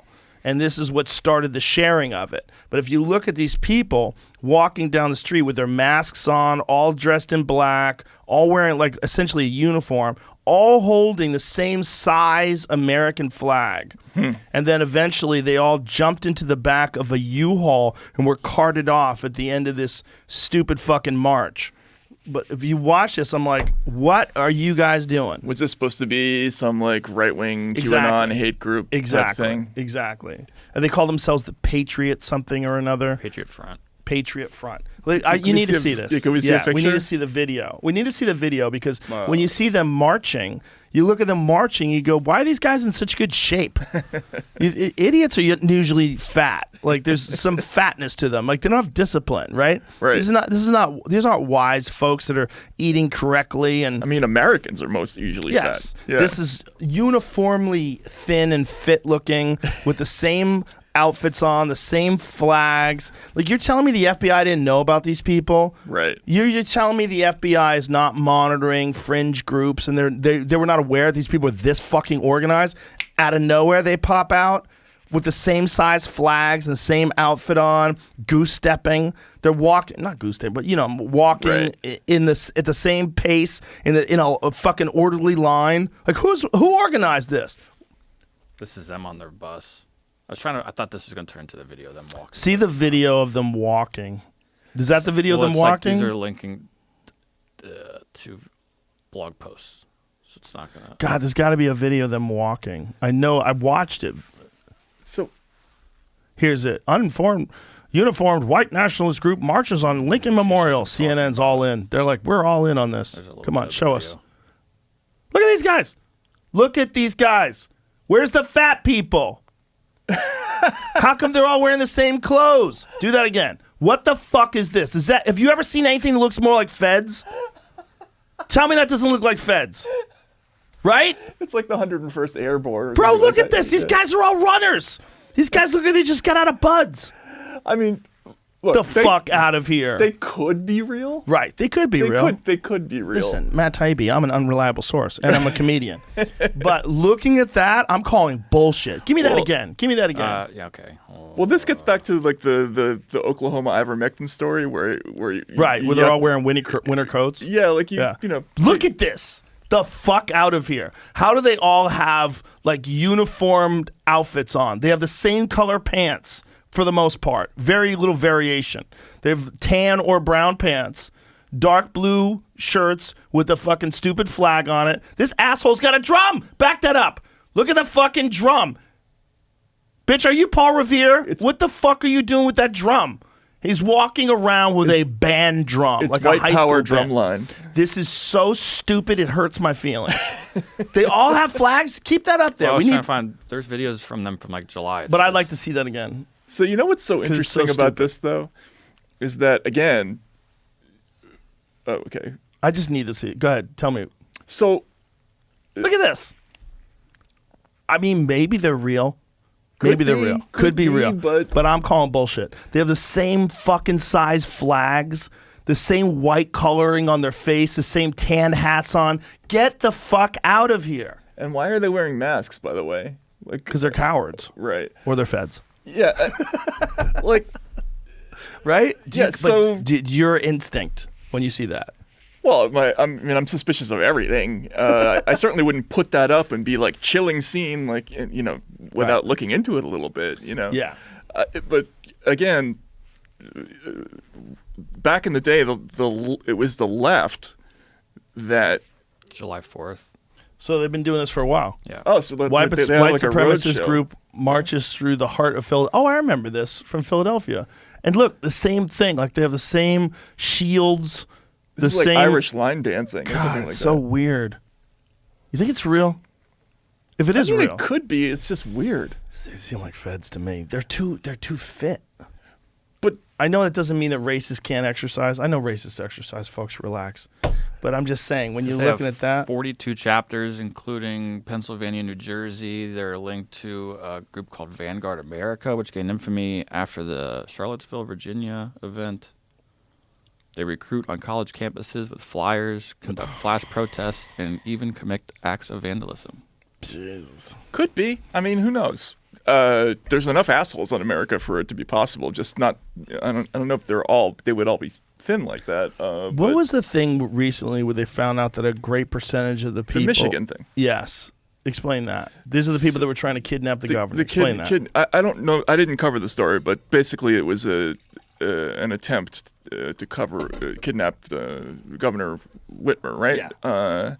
And they found out that a high percentage of the people involved were FBI informants, which again, back in the day, would not have been surprising to people on the left because this is part of like what we were taught back when they had COINTELPRO. Yes. And FBI informants were it was notorious in the 60s and 70s. This idea of having, agents provocateurs in the crowd, people who were throwing things at soldiers who are coming back from Vietnam to discredit the anti-war crowd, right? Like the assassination of Fred Hampton, the infiltration of the Black Panthers, all this stuff. It was understood that the FBI did this stuff or that different law enforcement agencies did this stuff. Now suddenly, people on the left disbelieve instantly that this happens. They are reluctant to accept it. Now, again, you have to prove it in each case. Yes. Right. So you can't just assert that this or that person is a federal agent. But you should have some healthy skepticism about each one of these things. And especially now, with the way media and the internet works and virality. Oops, sorry. Is that you? Yeah, that is me. I'm sorry. Jamie, go ahead. Please go. No, I just sent Jamie this. It's the greatest meme. They're all dressed up like Spider-Man, and all of them says "Fed, Fed, Fed," another Fed, and then one says some autistic fuck, some poor guy that they trick into doing something. That was a suspicion amongst the conspiracy theorists about the Boston bombing. Right. That they had radicalized those brothers and actually talked them into committing some sort of a terrorist act. Right. Yeah. And right? Yeah. Again, you have to look at it case by case, but it definitely happens. It definitely happens. It happened in Dallas.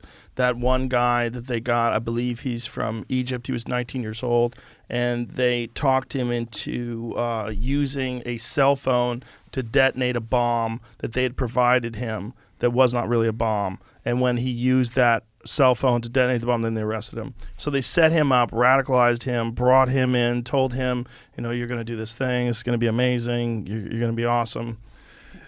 So we were all up in arms about this when the first war on terror happened, because we knew shit like this was going on, whether it was informants pushing people to do things they didn't want to do, or creating terror watch lists, no-fly lists, putting people under illegal surveillance, illegally detaining them. We were all concerned about this. At least liberals were. Yeah. And suddenly now that they're doing this other kind of war on terror, this domestic war on terror, nobody cares. It's as if those concerns no longer exist. Well, they found a loophole. They found a way to sneak it in an acceptable, socially acceptable way. Right.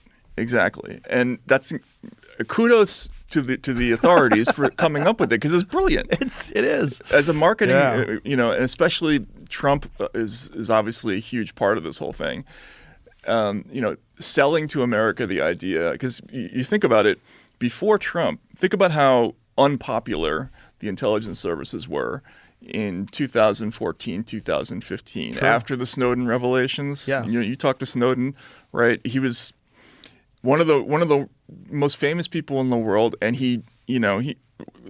we got the heads of the intelligence agencies lying to Congress openly, getting away with it. People were furious, right? Yeah. And then all of a sudden, in a heartbeat, those exact same people, the people everybody was so mad at, suddenly became heroes, because they were the ones in the front lines, battling Donald Trump. Right. And battling him by lying about him. By lying about him, incidentally, right? That was fascinating. Like Comey became a hero. Comey, John Brennan, Michael But then when Hayden. you look at what those guys actually did, you're like, holy shit! Like, you're not supposed to do that. Of course not. Yeah. And this is all coming out now. I mean, I was one of the few. Like Glenn was another one. Like there was a small circle of journalists at the time that in the early years of Trump, who were just like, something about this just doesn't smell right. Like the story just feels wrong. Intelligence sources, especially anonymous ones, are inherently untrustworthy. And yet suddenly American audiences are trusting them en masse, and they shouldn't. And that's no different from it's ever been. We shouldn't have trusted them when the WMD thing happened, and people like Glenn and myself pointed that out then, and we shouldn't trust them now. But people were so worked up about Donald Trump that suddenly they were ready to jump in bed with people like John Brennan and Comey and Clapper and all these guys. Like these are like horrible people. It's so crazy. But one thing that governments have been, our government in particular, has been really good at is capitalizing on a state of chaos and using it to their advantage. And this is something that happened post 9/11 with the Patriot Act and the Patriot Act 2, which I believe the Patriot Act has never been used to arrest a terrorist. Find out if that's true. Find out if that's true. But it has been used to arrest many drug dealers and to use on people who were, air quotes, enemies. But when chaos happens and they realize that there's some opportunity, they take advantage of opportunities. It's always been a part of history. People have always done that. Well, that seems like what's happening now. And that seems like something that we should be concerned about. Absolutely. Look, it was transparently what they were doing after 9/11. Everybody should be scared to death. Therefore, we need additional powers to do Yeah. A through Z, Yes, right? yes. And it was nuts, the stuff they the FISA Enhancements Act and the Patriot Act, the no-fly list, the watch list, all this stuff. The FBI's national security letters, this thing where the FBI sends a letter to a company, tells them that they are barred from telling their customers that they're divulging their information to the FBI. They sent out tens of thousands of those letters. There was an IG report about that. Actually, there were a bunch of IG reports about that. And this whole regime of surveillance, just got approved willy-nilly because the public was scared. People were freaked out. Yes. They didn't want it to happen again. So they just said, okay, go ahead. We trust you. Right. And of course, they massively abused these programs. They started to do things that were really crazy, like they using the enhanced secret surveillance tools as evidence in criminal cases, but it would be hidden. In other words, like if you'd be charged with a drug crime, right? And if you asked for discovery, they would give you all the documents that they had to give you, but they wouldn't let you know that maybe you were under surveillance or there was a FISA warrant, you've been caught in some other way. They don't have to disclose that stuff. They don't have to disclose the national security letter stuff. And so it became like this separate legal system, and Americans just got used to it. And then when Trump happened, they were so afraid of him and all the possibilities that came with that now they're willing to let all kinds of new tools be used on them. Yeah. And it's just it's crazy that they're not nobody's more worried about it. Well, when I heard Joe Biden say that the biggest threat to this country is white supremacy, I was like, okay, what's going on here? Like, what are they doing? Like, what are they doing? Because, look, Charlottesville was horrific, right? And when that guy ran over a bunch of people with his car in Charlottesville, it opened up the door to people saying, like, hey, this is genuinely horrible. It is scary. It is scary. Mm-hmm. But then they swoop in and say, this is the number one problem in this country. Right. Like, which is crazy to say. Because it's a small percentage of people that are out of their fucking mind that generally don't have much of an impact on our culture. Right. But when the president says that white supremacy is the biggest problem that we face, I immediately go, who told you to say that? What are you doing? What are you planning? Like, right. What's going on here? Like, how many people, like, clearly, there's a lot of people that were involved in January 6th that were out of their fucking mind and really did think that they were going to take over the government. Right. They really did think that Donald Trump was truly the president, and they were QAnon all the way, and they really thought that. But clearly, there were some feds involved in that. They were manipulating those people. Clearly. I don't know if you've seen that one guy. We've highlighted him on the show. There's this one guy that was telling people over and over again they got to go in that building. I'm telling you right now, we got to get in there. And that guy's never faced any charges, and they know his name, and it's like a real fucking shadowy sort of a situation. Like, what's going on here? Right. Because if the government knew that something was going on like that, for sure they would infiltrate. For sure they've infiltrated all these wacky groups. That's just part of their job. They have to kind of find out how dangerous they are. It's part of their job. It would be a news story if they weren't, actually. Right. They would be irresponsible. Right. Yeah, they would be incompetent. So it is their job. Now, once they're in there, the question is, how much manipulation are they allowed to do before it becomes their idea? Right. Which brings us to like the Whitey Bulger type situation, right? Like where, explain that, please. Well, the FBI had an incredibly close relationship with He was an informant. Yeah, with Whitey Bulger, who the Irish gangster in Boston, who was an FBI informant, and essentially they were sort of greenlighting, his activities in order to get to the Italian mafia, but there's a line, that they crossed, into actively being involved, right? And the question is, how often do they do that? Right. Is that standard operational procedure? Right. Yeah, we don't know. I mean, I think it's interesting that the guy who's doing the investigation into the Russiagate stuff now, John Durham, was also the prosecutor in that case.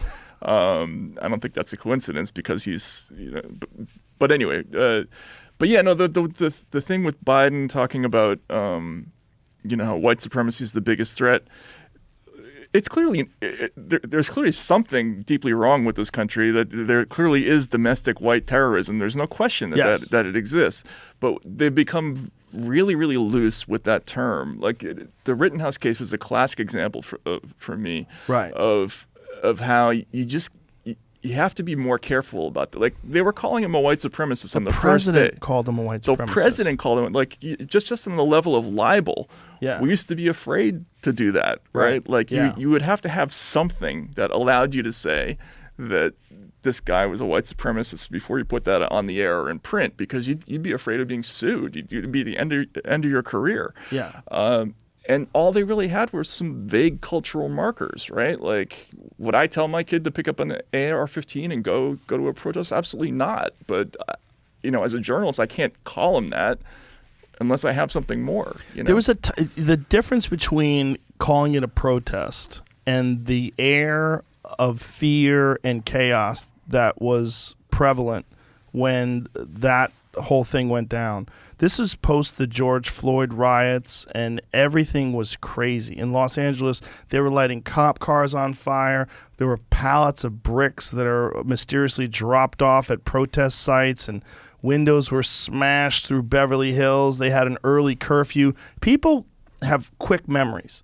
They have short memories, and they forget how fucking crazy it was. Like right after that George Floyd protest, or right after George Floyd's murder, when everybody was chaotic, like the country was in a state of chaos, that's when that happened. Right. So this kid was asked by, I think they had a used car lot. By the way, have you ever seen the guys who he was told to? They're Indian. Uh-huh. I think they're Indian. I think if this is accurate, I got another meme for you because I love memes. I'll find it. I mean, the other thing about that case was that the protests in Kenosha were about the Jacob Blake case, which was yes. And I wrote a book about the Eric Garner case, which was unequivocally a brutal police killing where the police were at fault, like no question about it. But the Blake incident was much more complicated, right? Like, and there's a reason. Like, if you look at the reasons why the DA and the Civil Rights Division of the Justice Department didn't file charges in that case, is because there was a lot of stuff about that case that was, made it. There was a lot of gray area in terms of the decision making that the police made there. And people naturally assumed, and this is what we do now.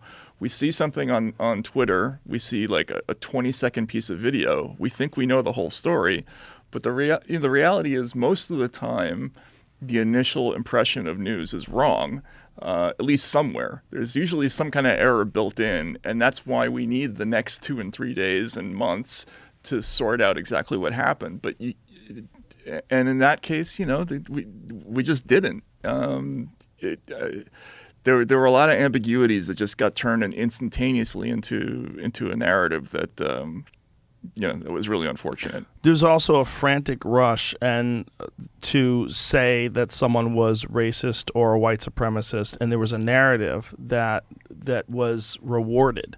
Pull this meme that I just sent you. This is why I sent it. I have a whole meme folder on my iPhone that I just can't wait to use. So he wanted to protect a business owned by these guys. I don't know if they're Middle Eastern or Indian or what they were. It says shoots these guys and shoots 3 white guys. Right. Worst white exactly. supremacists ever. Not only that, but one of the guys that he shot was a repeat offender child rapist. Right. The guy in the middle. I mean, he raped multiple children. Mentally ill. I mean, yeah, literally it's just one of the worst crimes you could imagine. But they sort of without hesitation, people would do things like say, well, it's clearly a problem that there weren't enough minorities in the jury in this case where everybody involved was white. I think a lot a lot of the news consumers were just sort of led to believe certain things just by the way, by implication. They didn't always identify whether the people who got shot were white or black or anything. They would just sort of say they were shot. Meanwhile, they would say repeatedly that Rittenhouse was white. I have friends that are black that didn't know that they were white victims until the trial started. Right. And that said, dude, I thought he shot black people. Mm-hmm. They literally didn't know. And so the thing was, it was a Black Lives Matter protest. He shot people. They thought he shot black people. They thought he was a racist. And then the president calls him a white supremacist. I got the picture. Right. And you can see how that can happen. Yes. If you're just picking up, the newspaper, or you're watching CNN and they're just neglecting to leave out certain details. Which it has to be strategic. And again, this gets back to what I was saying before. It's not like anybody tells you to do this. Right. You just sort of know that the story is going to sell better, or it's going to play better if you highlight certain things, right? And I think that's what happens with with a lot of the people in this case. And it's uncomfortable to talk about this stuff because people assume that you have sympathies with somebody like Rittenhouse, or all the people who lionized them on Fox News. That's not it. You just got to get this stuff right.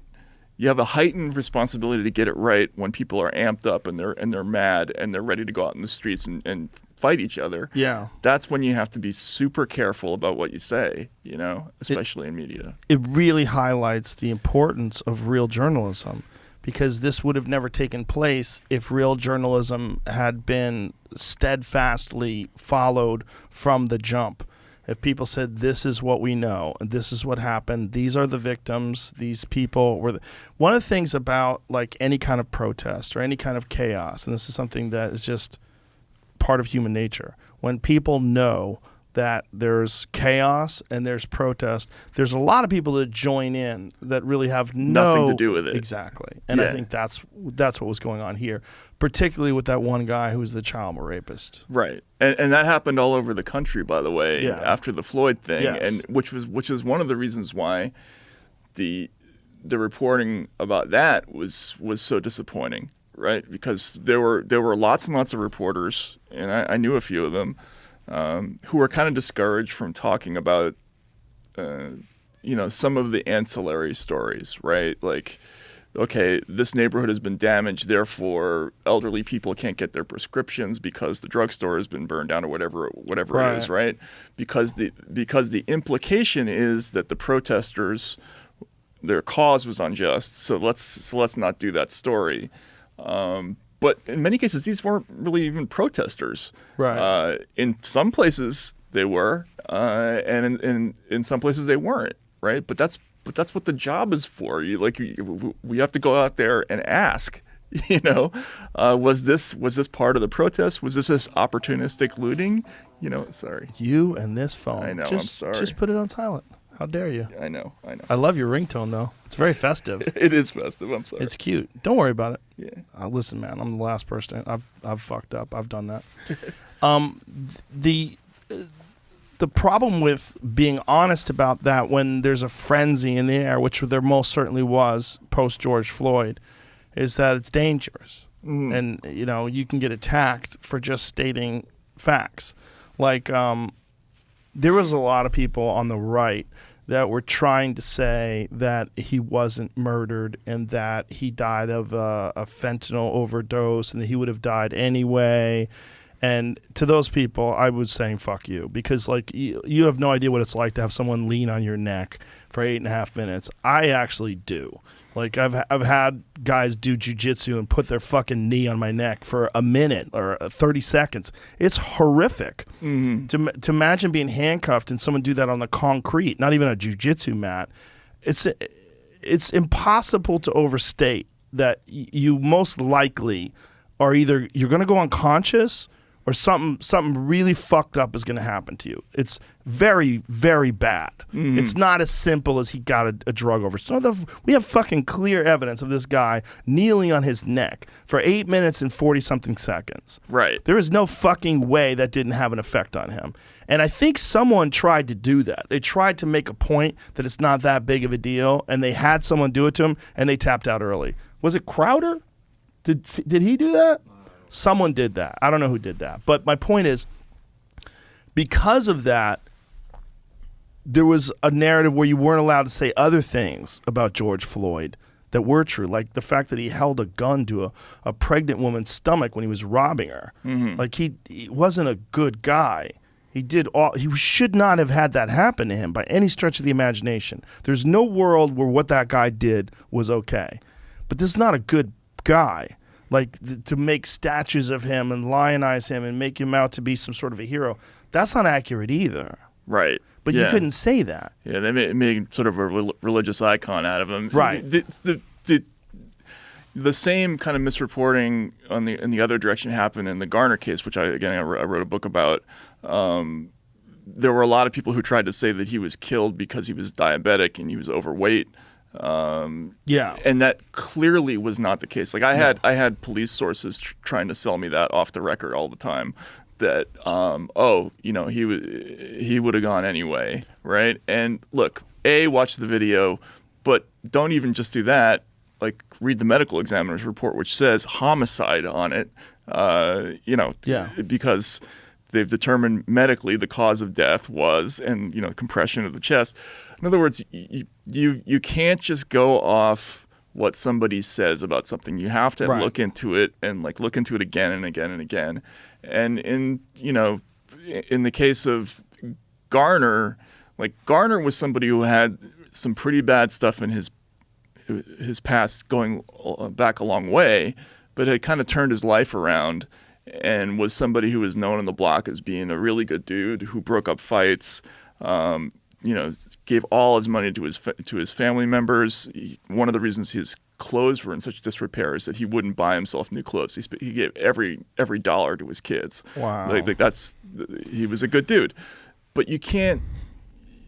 But these are details you got to tell the truth about the other stuff. I knew his daughter Erica, and we talked about how she wanted to see the book done, and I said, well, how do you want me to deal with the stuff from his past? And she said, look, he was just a man, right? You got to show all that stuff, and I thought that was incredibly cool of her.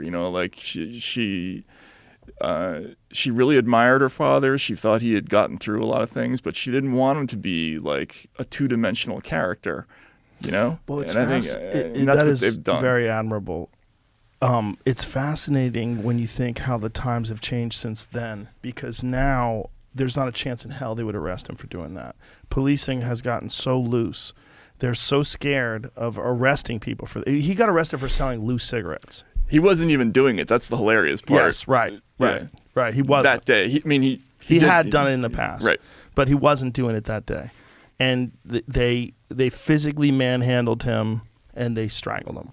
And and then they tried to say it wasn't chokehold, which is the same thing that I say about the thing with George Floyd. Fuck you. Yeah. Anybody who tries to say that. Do that to me, I'm going to tap out. It's a chokehold. He's fucking strangling the guy. If you get a guy who knows how to choke you, and I'm assuming the cop knows how to choke people, he seemed like a strong guy. You get a hold of your neck like that, that's a fucking chokehold. Mm-hmm. It's not just a restrain. And it didn't have to happen. One thing that has changed that I think, there's a lot of negativity. There's a lot of negative shit that's happened from this whole defund the police thing, and the fact that the police officers feel so they don't feel like they can do their job anymore without risking getting in trouble for something. They're just a standard job, so they're letting so many more things happen. And if you look at the amount of crimes, the uptick in crimes post-pandemic, it's irrational. It's really wild. And that's another thing that was really disappointing to me after the Floyd thing happened, because nobody wanted to look at the policy issue. Like, why? What's the biggest contributing factor to police brutality cases? It's the number of contacts you have between police and people, and a lot of that has to do with the heightened number of stops that you have through programs like stop and frisk, or in New York it was clean halls, right? Like it's this what they call the community policing techniques. The whole idea is let's stop a gazillion people, we'll search them, all right, we'll pat them down. That's based on a Supreme Court case called Ohio v. Terry that allows police to do that if they have articulable suspicion that somebody is committing a crime. They're allowed to pat you down. So they used to not really use that much. The innovation in the 80s, 90s, and going forward was let's just use that a lot. Let's just start. Let's start stopping people all the time and patting them down, right? And they did it hundreds of thousands of times in New York. They did it in every city in the country. And what happens when you massively increase the number of times that police put their hands on people?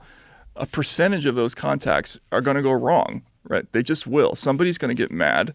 They're not going to want to see their book bag emptied on the ground. They're not going to be, they're not going to want to have somebody put their hands down their pants. And eventually someone's going to say no, like Eric Garner, right? And you're going to have a death on your hands that was totally avoidable, right? And so, but you do need police for the real stuff. Like, in other words, if somebody's at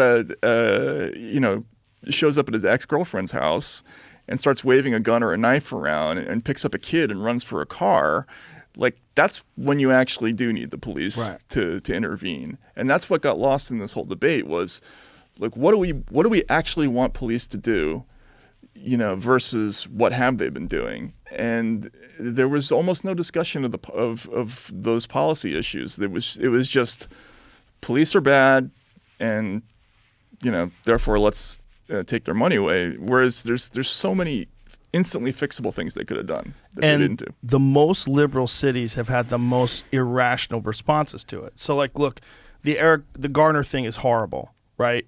That should have never happened. So here we go, where we are now. In San Francisco, you can steal $900 worth of stuff and you can't get arrested. So now you're having mass lootings where people are just running into stores, throwing stuff in their bag, and then leaving.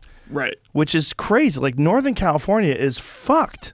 They're really, and now LA is experiencing a rash of these smash and grabs. They don't have any faith at all that there's law enforcement that's going to take care of these things. So their fear of the cops is like non-existent now.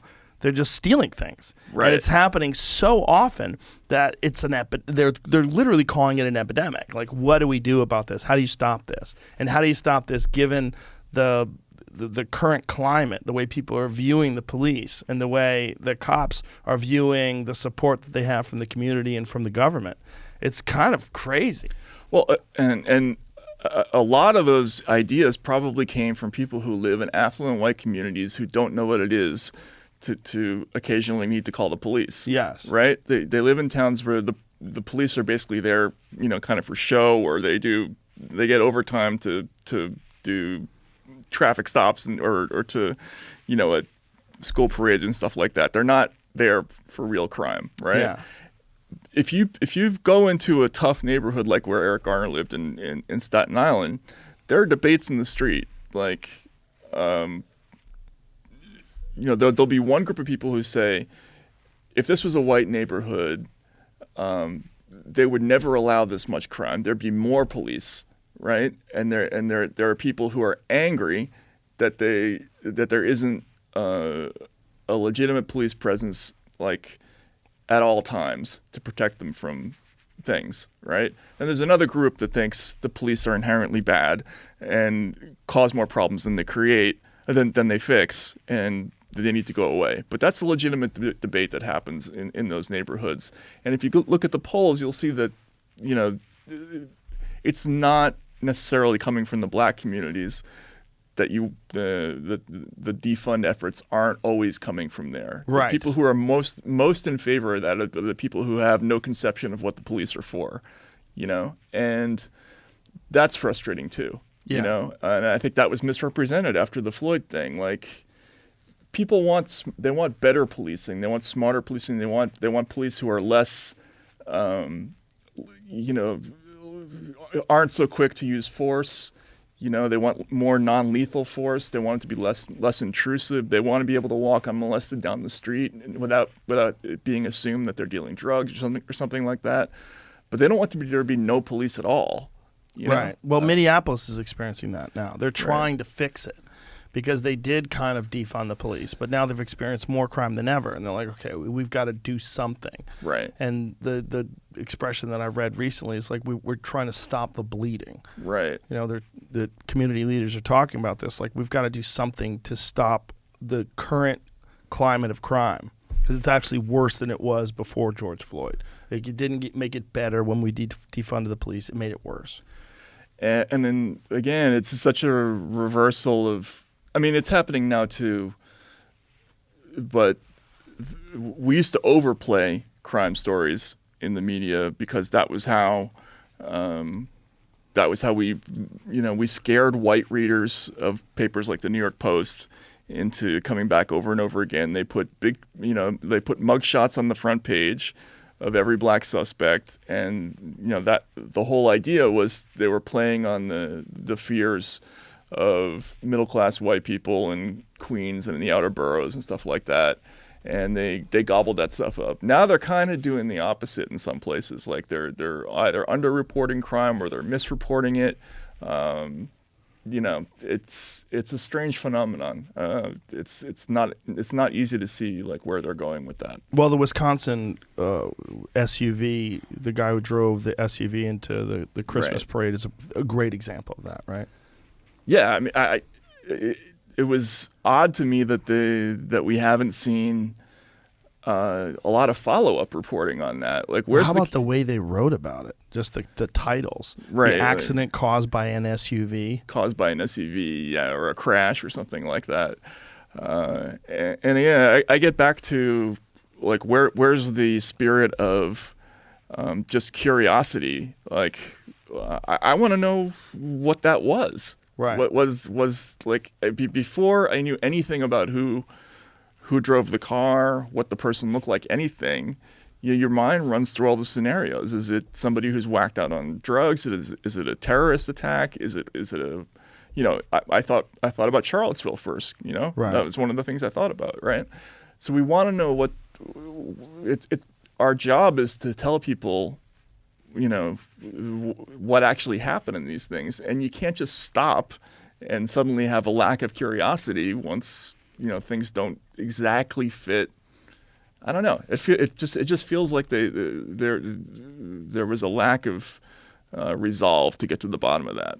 Well, the difference between the way right-wing media covered it and left-wing media was incredibly stark. Yeah. I mean, left-wing media didn't touch the fact that this guy had posts supporting Hitler and that he had tried to run over his girlfriend in a car, which is why he was in jail, that he got let out on $1,000 bail, which is incredibly low for a guy who tried to commit vehicular homicide.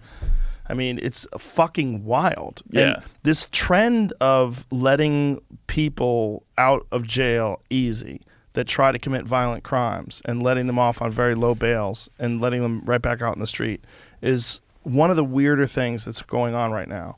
One of the weirder things that you see from these progressive district attorneys and in these liberal cities. It's very strange, and I don't understand the logic behind it.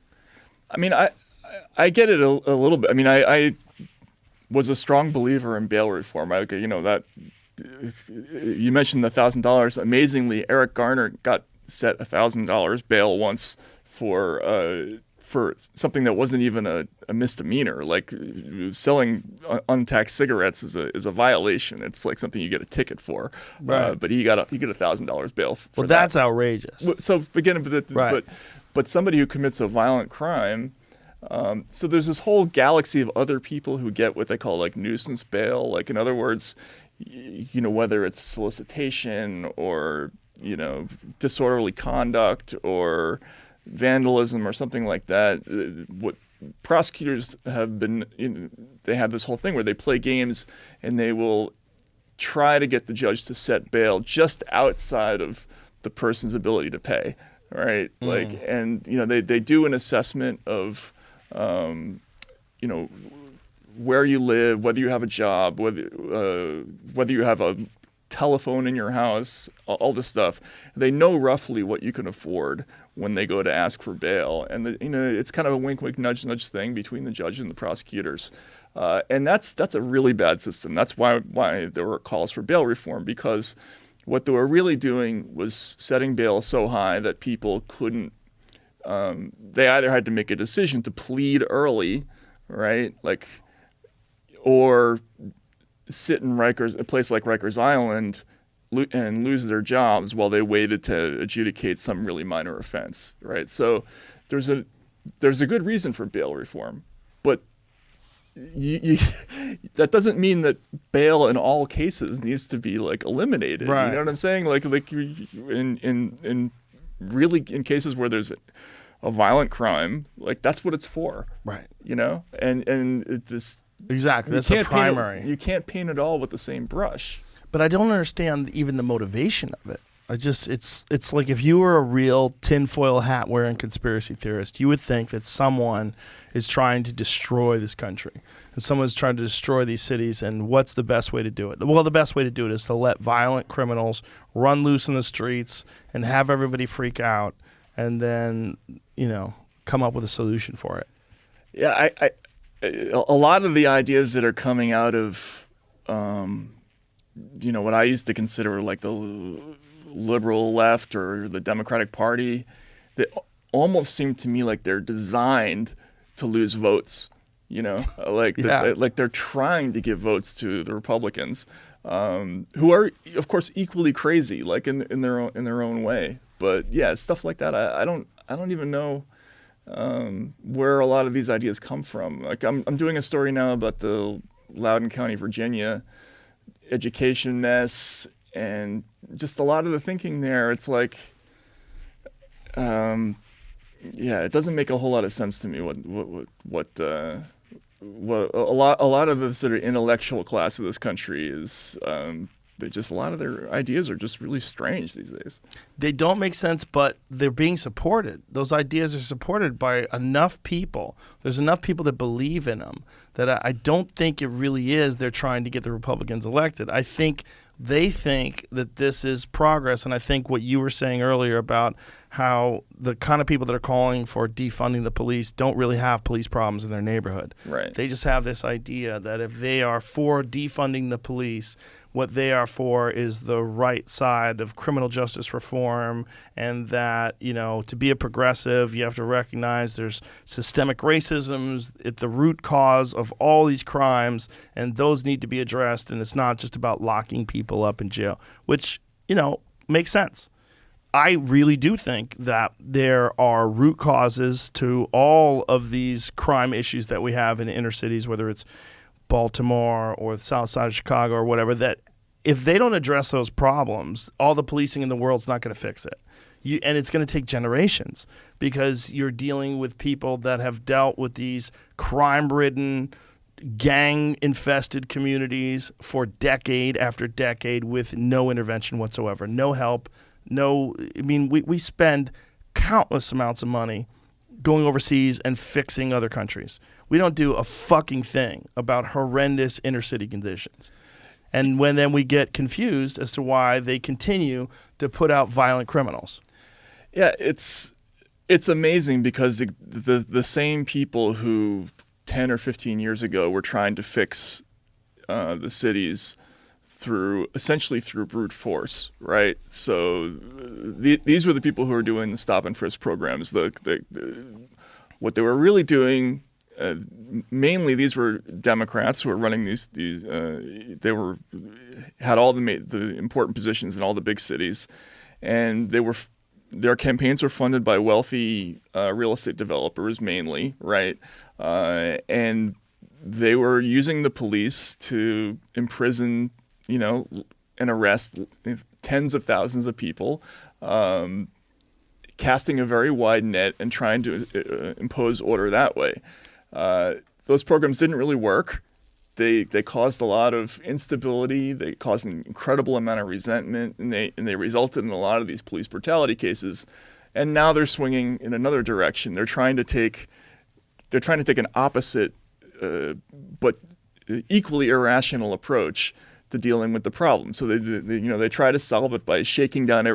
10 years ago it was let's shake down every black person who walks into the wrong neighborhood in New York or Philadelphia or Baltimore. Now, somebody came up with a bright idea let's just completely not have police and or defund that and put the money towards some other thing. I think those ideas are a lot, in many cases, equally stupid. And it's just an example of just intellectuals sometimes just shouldn't be allowed to make every decision. That's sort of an overriding theme in a lot of the stuff that I've covered over the years. I just don't know how we bounce back from this. It is amazing to me the impact of one man's death, the George Floyd death.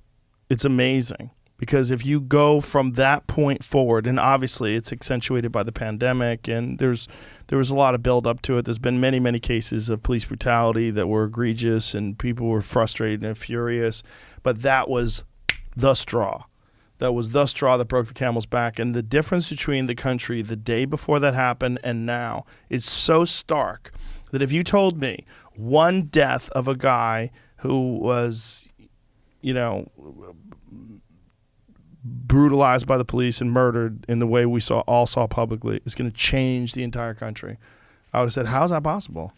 Well, I think at the time, the entire debate was turbocharged by the fact that Donald Trump was in office, and this became, as everything did during the period, as hydroxychloroquine and the lab leak origin, everything is a referendum on Trumpism, right? So if George Floyd is killed and Joe Biden is president, is the reaction going to be the same? I kind of doubt it. Like I think at the time there was an incredible amount of tension in the country. The culture war was just getting hotter and hotter all the time, and we had been moving from kind of mania to mania in the news environment.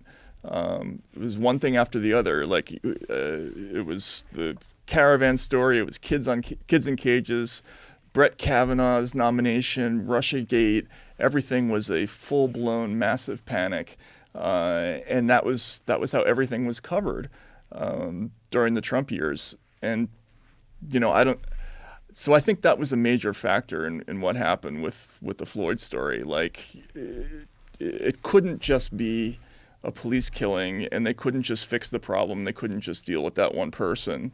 And they couldn't just look at sensible policy alternatives. It had to be a referendum on the entire United States, right? And whatever it was wrong with the country that had led to Donald Trump being elected. And sometimes things aren't always necessarily symbolic of something larger. I don't know. I think during the Trump years there was a tendency to try to make panics out of everything, and that's not always healthy. I'm going to tell you something you're not going to like to hear. Sure. You know who your voice sounds like? Uh-oh. Who? Elizabeth Holmes. Oh my God. The Theranos girl. Doesn't it? Your voice sounds a little bit like her fake voice. Really? Yes. Wow. I think if you toned it down a little bit, if you high pitched your voice just a little bit. Can I monetize that in any way? I don't think so. I think it's too late. Sorry, that was a nonsense. No, that's all right. I'm too old to be self-conscious about stuff like that anyway. No, you have a great voice. Yeah. It's just weird for a woman. That's really funny.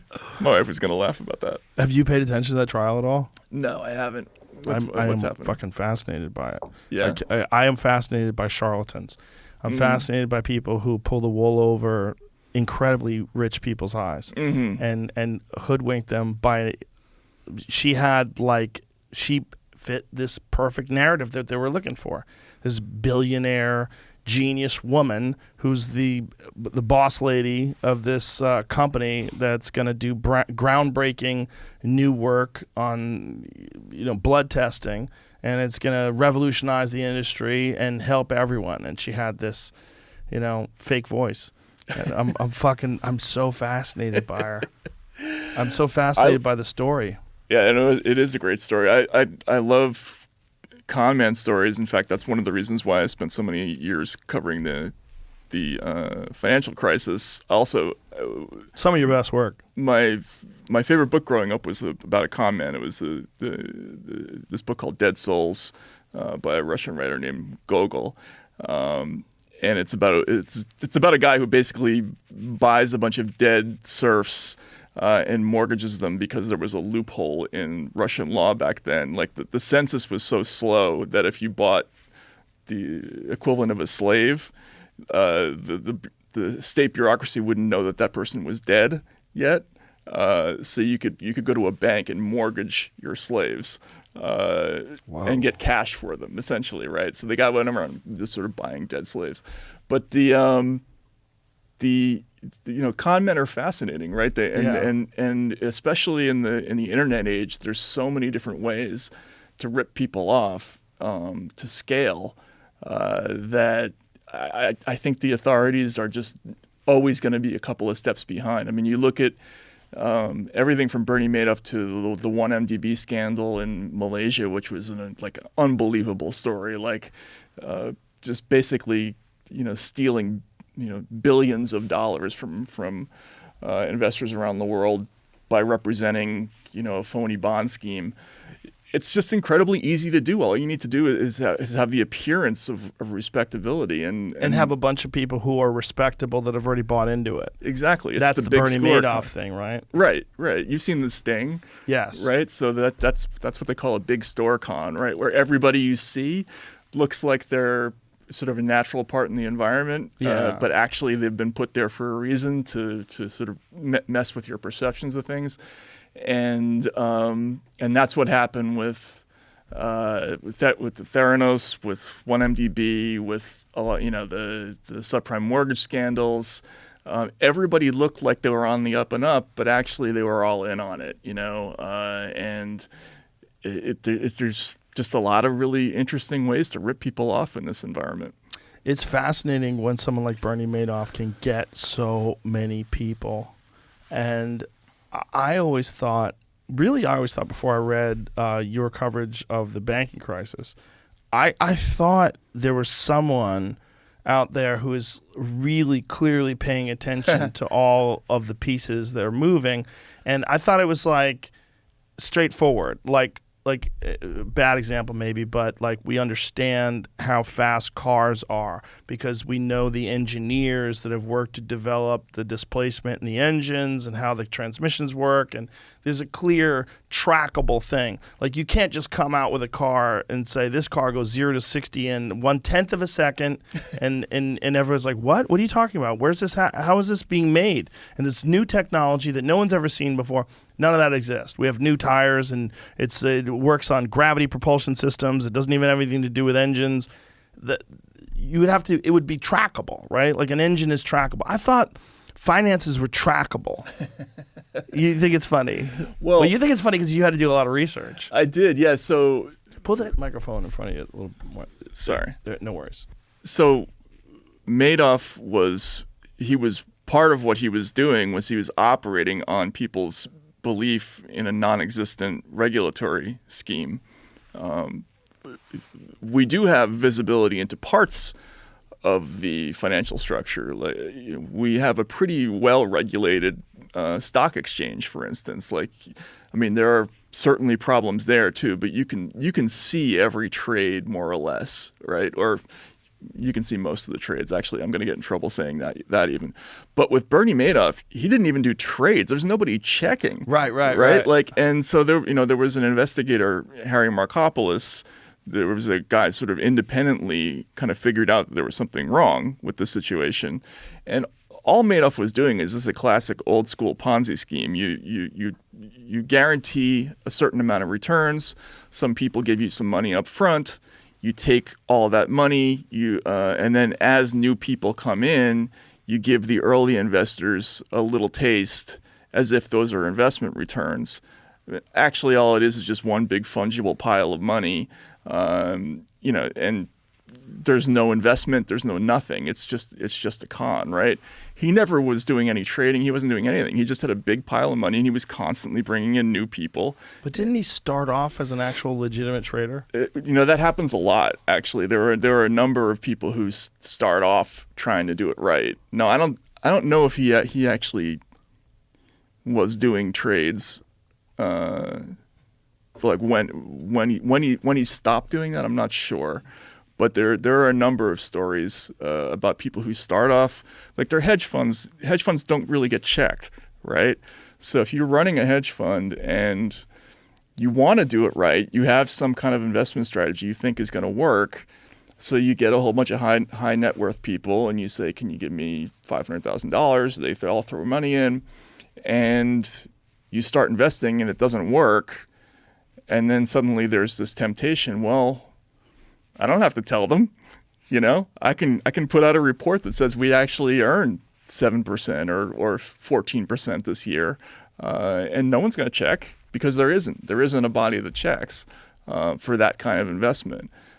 So I think the public doesn't know that there are all these sort of blank spots in the financial universe, and that's why these sort of cons proliferate. And it's part of what I think is motivating things like GameStop. There's this whole crew of people who are like, you know what, the system is so corrupt, we're gonna rig it for ourselves, and we're gonna take some of these people down. And that was why there was all this joy at blowing up a couple of hedge funds, because the system you can manipulate it, and they did it, and I think it was interesting what happened there. Yeah, it is interesting, and it's interesting the steps they took to sort of combat what these people were doing. It's like, no, you can't use that loophole. You can only use the loopholes that we're using. Right, exactly. But it was such a clearly organized campaign, like publicly organized campaign. That's one of the things that made it so fascinating, and that it was successful. Well, yeah, and the response by the authorities confirmed every suspicion of all these the GameStop investors, but it didn't break them. Like, they're still holding. You know what I'm saying? Like, and that whole phenomenon is fascinating, actually. Like, and that's another story that was massively misreported. Right? I talked to a lot of the people who invested in GameStop, and a lot of them were people who got ruined after the 2008 crash, whose families got ruined after the 2008 crash, and this was their way of kind of getting revenge on the system. It was a form of protest. Now, for some people, it was just a way to make money, right? And they thought they could just profit off this squeeze play. But for a lot of people, this was like legitimately a political, rage response, and they didn't present it that way in the news media. They presented it as, a gang of sort of upper class people who were trying to, or middle class people who were trying to manipulate the system for gain, and they edited out the pain part of it that motivated a lot of these people. My next door neighbor lost everything in 2008. Back when I lived in California. He had the property right next to mine, and he would show up. There was nothing built on it, but he had bought this really nice property with a great view, and his dream was to build this, dream home there. Mm-hmm. And I would watch him like clear it off all the time. And one day I just walked up and started talking to him, and I said, "When are you going to build here?" And then he gave me the story that he lost everything in 2008, and he had everything all set up, and he was getting ready to build, and now he would just show up and like trim the grass, and he was so fucking sad. Yeah, because he lost everything. He probably had his money tied up in mortgage-backed securities. So he lost everything. He lost all of his life's work, and here he was. I'm guessing he was in his 70s. And then he stopped showing up, And then I got a hold of someone that I knew that knew him, and he was suffering from some severe health problems and eventually wound up passing away. So it's like this guy was just crushed by this. Just crushed. And this is when I'm talking to this guy's probably, we're talking like right afterwards. It was like 2010. Right. Ish, somewhere like there. But I remember the look in his eye when he was talking to me about what happened with the banking crisis and the crash, and it was so depressing because you should imagine if you put your faith in the system and you grinded your ass off for X amount of years, and then you finally think you hit the finish line, and then all this fuckery takes all your earnings away, everything gone, nothing left. So imagine that story replicated like 15 million times or 20 million times or 25 million times. Yeah. And it's all these people who've lost everything. And not only have they lost everything, they look on TV and they see that the people who did it got bailed out. They got bailed out immediately. And were made whole again, that the wealth gap expanded after that. Just to take an example, like we were talking about Bernie Madoff before. Bernie Madoff's banker was JP Morgan Chase. Okay. So the bank, which should have been monitoring whether or not their client actually had a legitimate business, didn't. That doesn't seem too much to ask. It doesn't Especially if it's their business. Right. It's not like a business they don't understand, like complex chemistry or something. Right, exactly. We were talking about the big store con, like they're part of the con, right? Like this guy banks with JP Morgan Chase. Right. So it's part of the sales pitch. Like, of course he's legitimate. It's endorsed by the biggest commercial bank in the country. And I'm sure if you go to his office, it's gorgeous, and you look at some beautiful building that he's in, and right. So all these people see that banks like Chase and Goldman that were selling these mortgage-backed securities to everybody, that were letting people like Bernie Madoff run wild, that were involved in the 1MDB scandal in Malaysia that ripped off that entire country. And they see that they're continually bailed out. Like after the pandemic, the banks had their best year in history in 2020. Because why? Because when you have the CARES Act, which is all that money from the Fed that went to rescue everybody to keep all these companies in business, somebody has to underwrite all that lending, right? Like the Fed is basically buying all these bonds.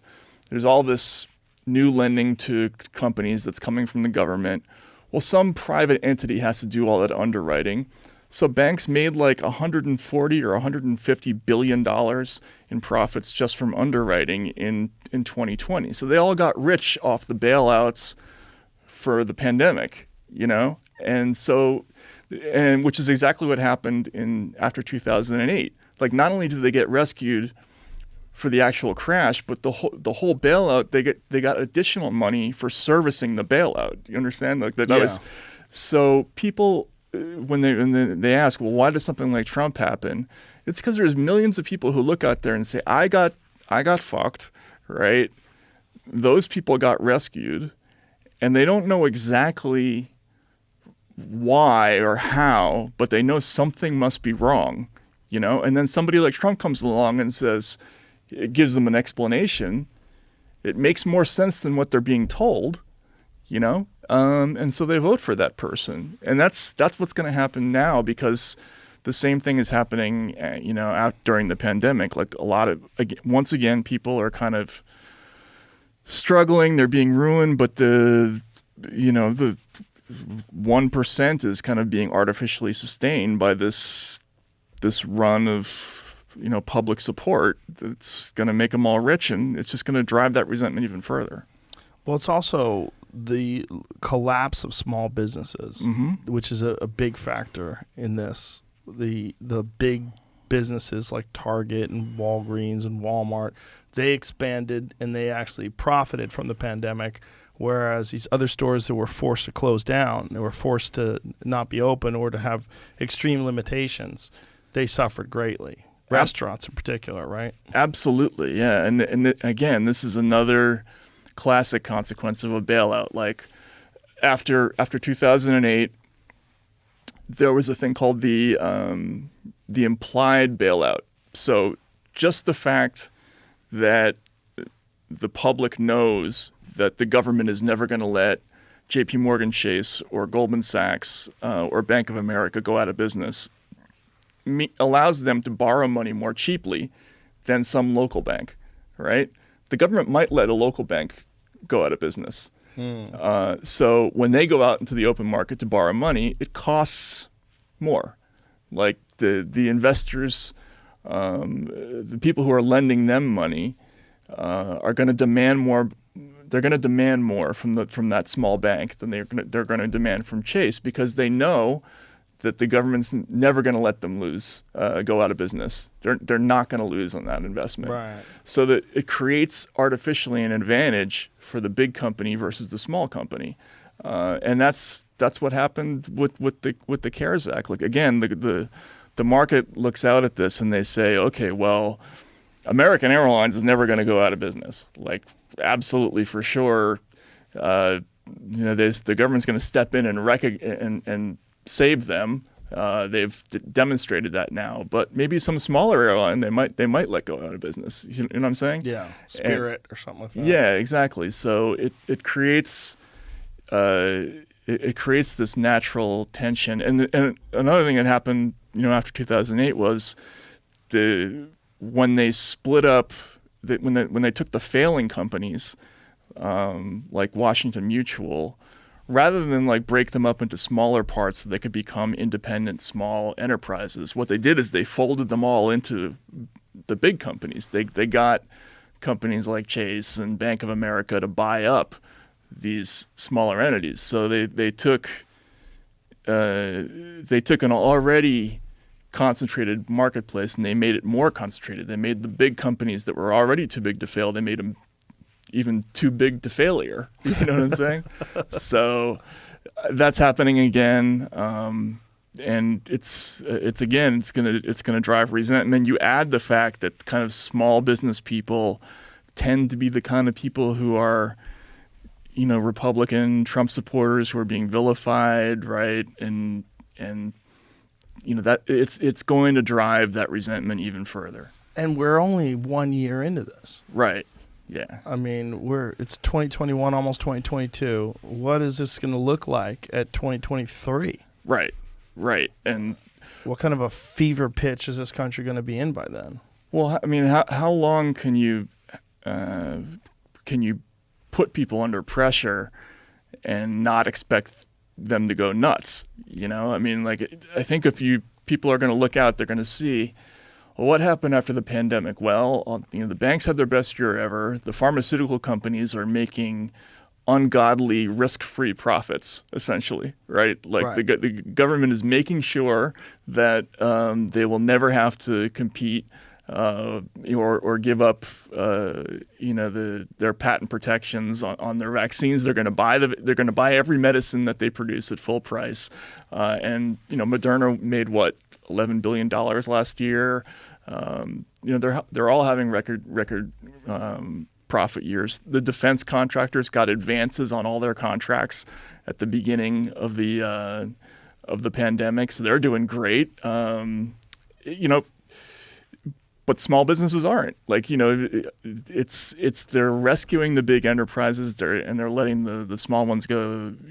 It's capitalism for them and it's kind of socialism for everybody else, for the big firms, and that's just not going to hold forever. It's also expanding the power that pharmaceutical drug companies have. And the concern with that is, like, it's not that pharmaceutical drug companies are inherently 100% evil. No, they produce drugs that are very beneficial to people, and we all are better off because of them. There's drugs that help people with all sorts of diseases and all sorts of cures, and great. But all these corporations operate under the premise that every year is going to be better than the year before. How the fuck do you do that when you have this insane windfall? You have this insane year where you're making untold billions of dollars. Like if somebody pointed out to me what Moderna's first quarter of what like a quarter of this year looks like, the difference between how much they made off the vaccines versus how much they made off of everything else, and it's a giant percentage of the profit. Like, yeah, Jamie, maybe you can find it. I think their numbers for this quarter were like 3.4 billion. I'm not sure. It was something like that. Something crazy like that, but more than 3 is the vaccine. Right. It's something nutty like that. Mm-hmm. But the point is, you can't do that if they don't need them anymore. Like, imagine if the vaccine cured everybody. There's no more need for a vaccine. It's a one-shot deal like polio or like the measles. And then all that profit goes away. Well, how you have stakeholders, you have stockholders, you have a responsibility to your company. You're supposed to have growth this year.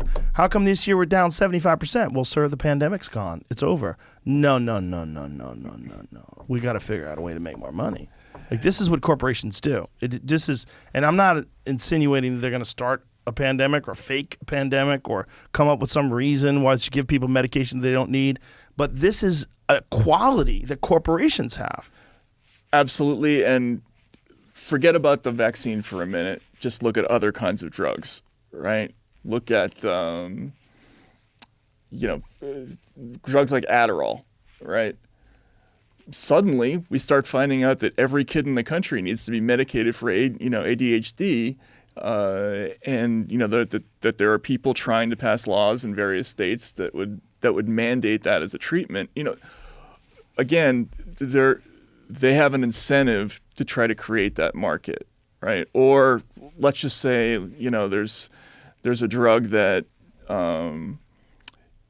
if you split it into 2 generics, it costs, $1 for people to use. But there's a new drug on the market that combines both of them and costs $80 a dose or something like that.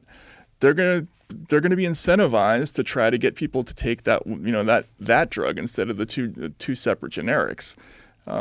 Even though that's not good for the consumer. There's so many different ways that these companies could, sort of prey on people, and this even removes from the equation the fact that a lot of their R&D is publicly funded. They get NIH grants, and and in the case of the pandemic, they're specifically given significant amounts of taxpayer money to research into the vaccines, and they're going to make all the profits from that. It doesn't make any sense. Not only that, they have zero risk of ever being sued from side effects. Right. Yeah. Exactly. They remove the liability protection. Wild. Right. That is wild. It's going to be fascinating to see just if you were objective, if you were an alien from another planet and you were observing these industries, it'd be fascinating just to watch without any horror how they figure out a way to try to make as much money. If the virus goes away, and whether it mutates into a form like what happened with the Spanish flu, where it's non-lethal, and it gets to some new place where it's not what we have to worry about anymore. Like the Omicron thing. Right, the Omicron thing, which seems to be no one has died from it so far. Right. I mean, and this is wild that they're trying to declaring a state of emergency in New York City for something that no one's died from. It was really funny. The headlines, they seem bummed about it. Right. Yeah, isn't that weird? Yeah, they do, because they're looking for fear. But what they're doing with pharmaceutical companies and advertising, I want to play you this because I was watching this last night. I was watching some fights, and this came up, and I had to record it because I'm like, this is one of the fucking wackiest things I have ever heard in my life. Listen to what they're saying are the side effects of this shit. For adults with insomnia, prescription Dayvigo can help. Dayvigo It's about is proven in insomnia. clinical studies People to that help have- people fall asleep faster and stay asleep longer. That sounds good, right? Do not take Dayvigo if you have narcolepsy. Don't drink alcohol while taking Dayvigo or or drive or operate heavy machinery Reasonable. until you feel fully awake. Seems Day reasonable. Vigo may lead to doing activities while not fully awake, like What? walking, driving, and making or eating food without remembering them the next day. Huh? Day Vigo may cause sleepiness during the day. It may cause temporary leg weakness or inability to move or talk while falling asleep or waking up. Worsening depression, including suicidal thoughts, may occur. This The is most like that common scene side from effect of Airplane. Day Vigo is sleepiness. So ask your healthcare provider about Day Vigo. Hey. Why would I ask the healthcare provider? He just told me I might not remember walking around. I might not be able to move. I might want to kill myself just because I can't sleep. Oh, by the way, yeah, that's amazing. But right? these ads are so crazy. There's no other countries other than New Zealand that allow these ads. They have beautiful music. They have people that are happy. You watch this video where this person, this ad, this lady's lying there sleeping and plants are growing around her. It's all gorgeous. It looks like the best drug experience ever. It Like sounds I want amazing. that drug. Yeah. It sounds like finally I've got a solution to my insomnia. But the idea that they're allowed to do this manipulative advertising on vulnerable people that are seeking some sort of a solution to whatever health problem they have is goddamn crazy. Yeah, and then and it bleeds into the coverage of everything. Like during the pandemic. Okay, fine. Let's assume, let's stipulate. Like I'm vaccinated. Like I believe the vaccine works. I got my booster shot and everything, but the lack of curiosity in the press about questions like, do kids really need it? Is it absolutely necessary for somebody who's like under 12 to have a vaccine?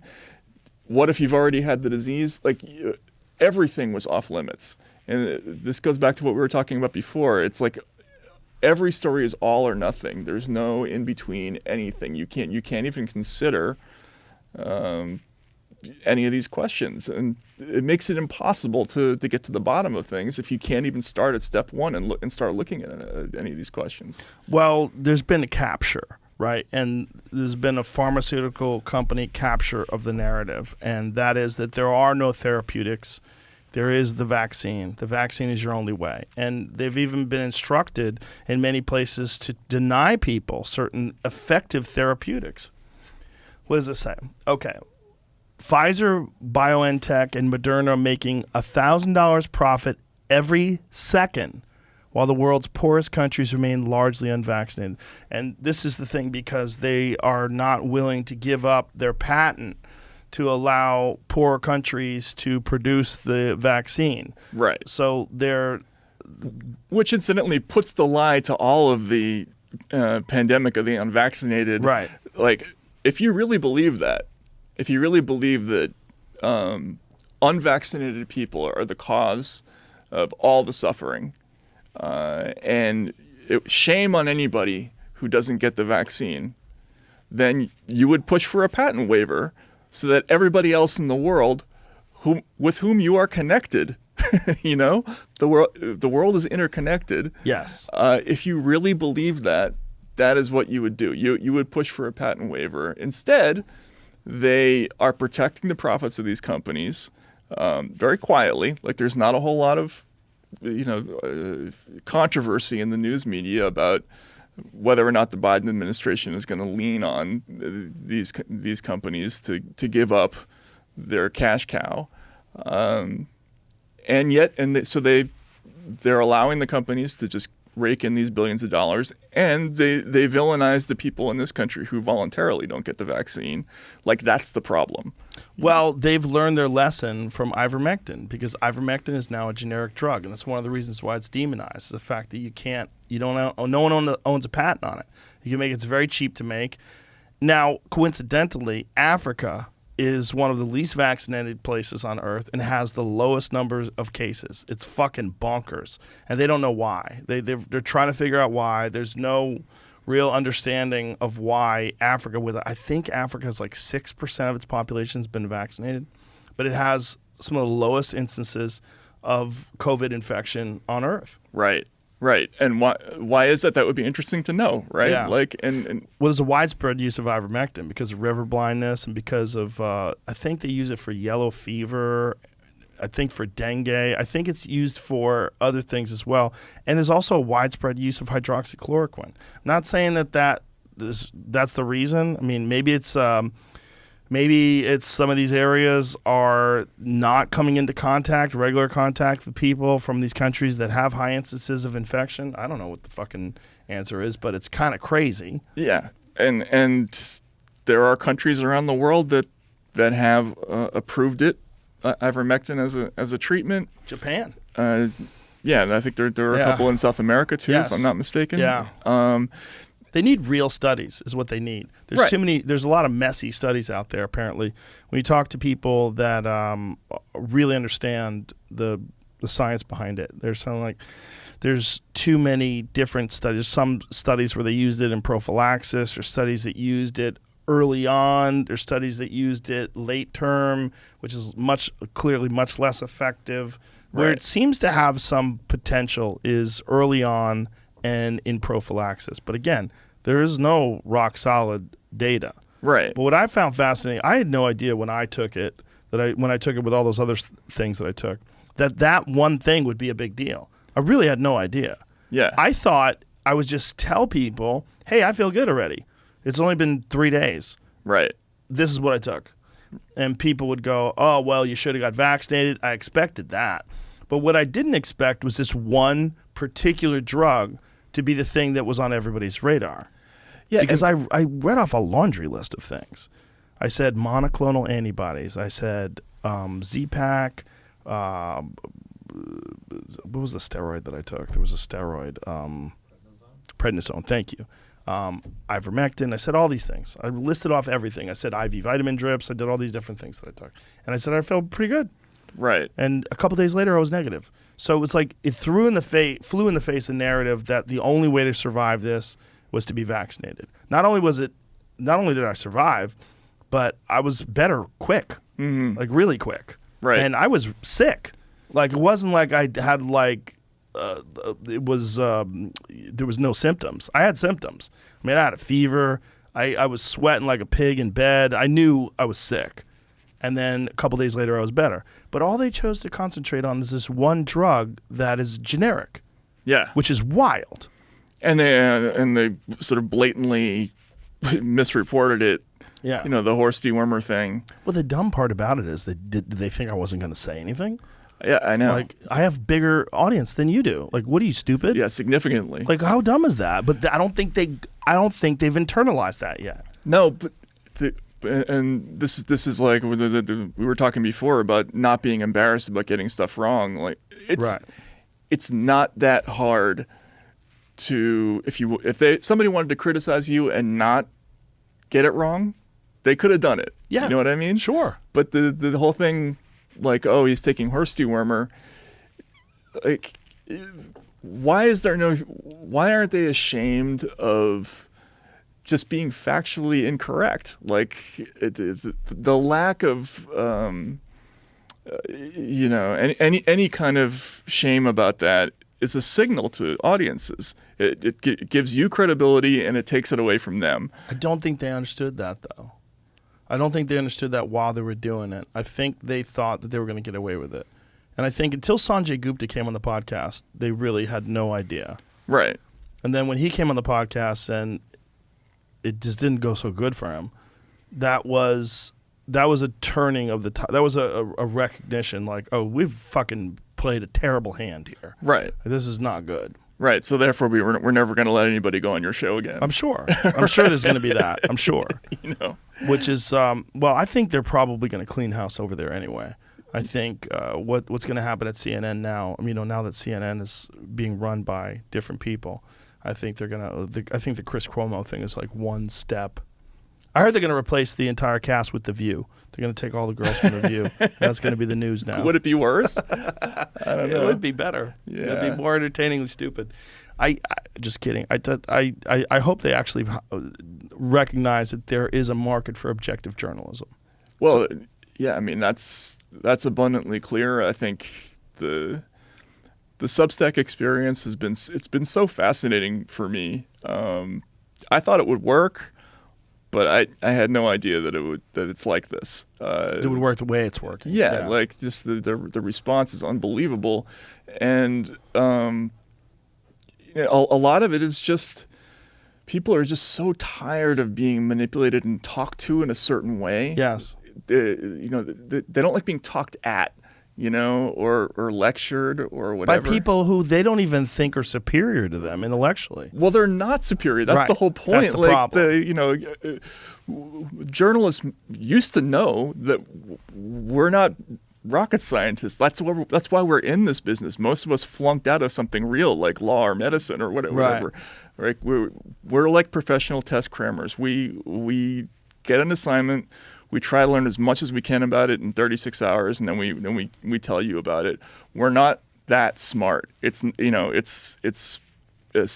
a tough job, but it's not like a hard intellectual discipline. But they pontificate on the air, and they pretend that they have this special access to special knowledge, and that they're a level above the common run of people. Which is ironically a sure sign that they're not smart. Exactly. Which is funny. Like Don Lemon's a great example of that. It's the surest sign that he's not smart is how smart he tries to pretend that he is. And it's so transparent. Yeah. Right? And I think that's one of the things that happens. Like, when Gupta came on your show, I mean, he's just a guy. Like, he's not a bad guy necessarily. He's right? a good guy. Yeah, I think he's a good guy. Right, but it's kind of a Wizard of Oz thing where they're trying to project this image of all knowingness and superiority, moral rectitude, infallibility.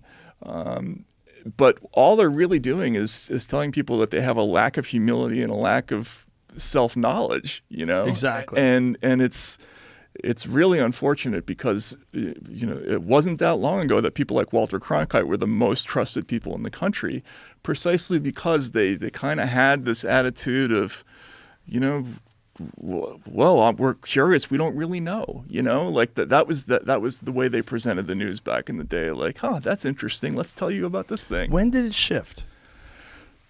I think it started with my generation. It started with the people after All the President's Men came out, because before that, in my father's era, journalism was more like a trade. You were more likely to be the son or the daughter, more likely the son. It was almost all male back then, but of an electrician or a plumber or something like. It was not something that upper class Ivy League kids went into once upon a time, like back in the 60s, 50s, 60s, and 70s. Then it became a sexy profession after All the President's Men, after Watergate. Everybody wanted to be Woodward and Bernstein. Hunter Thompson helped make it a little bit sexy, Rolling Stone, all that, their coverage. And it became a place for sort of upper class white kids to try to make their way. It became a fashionable profession.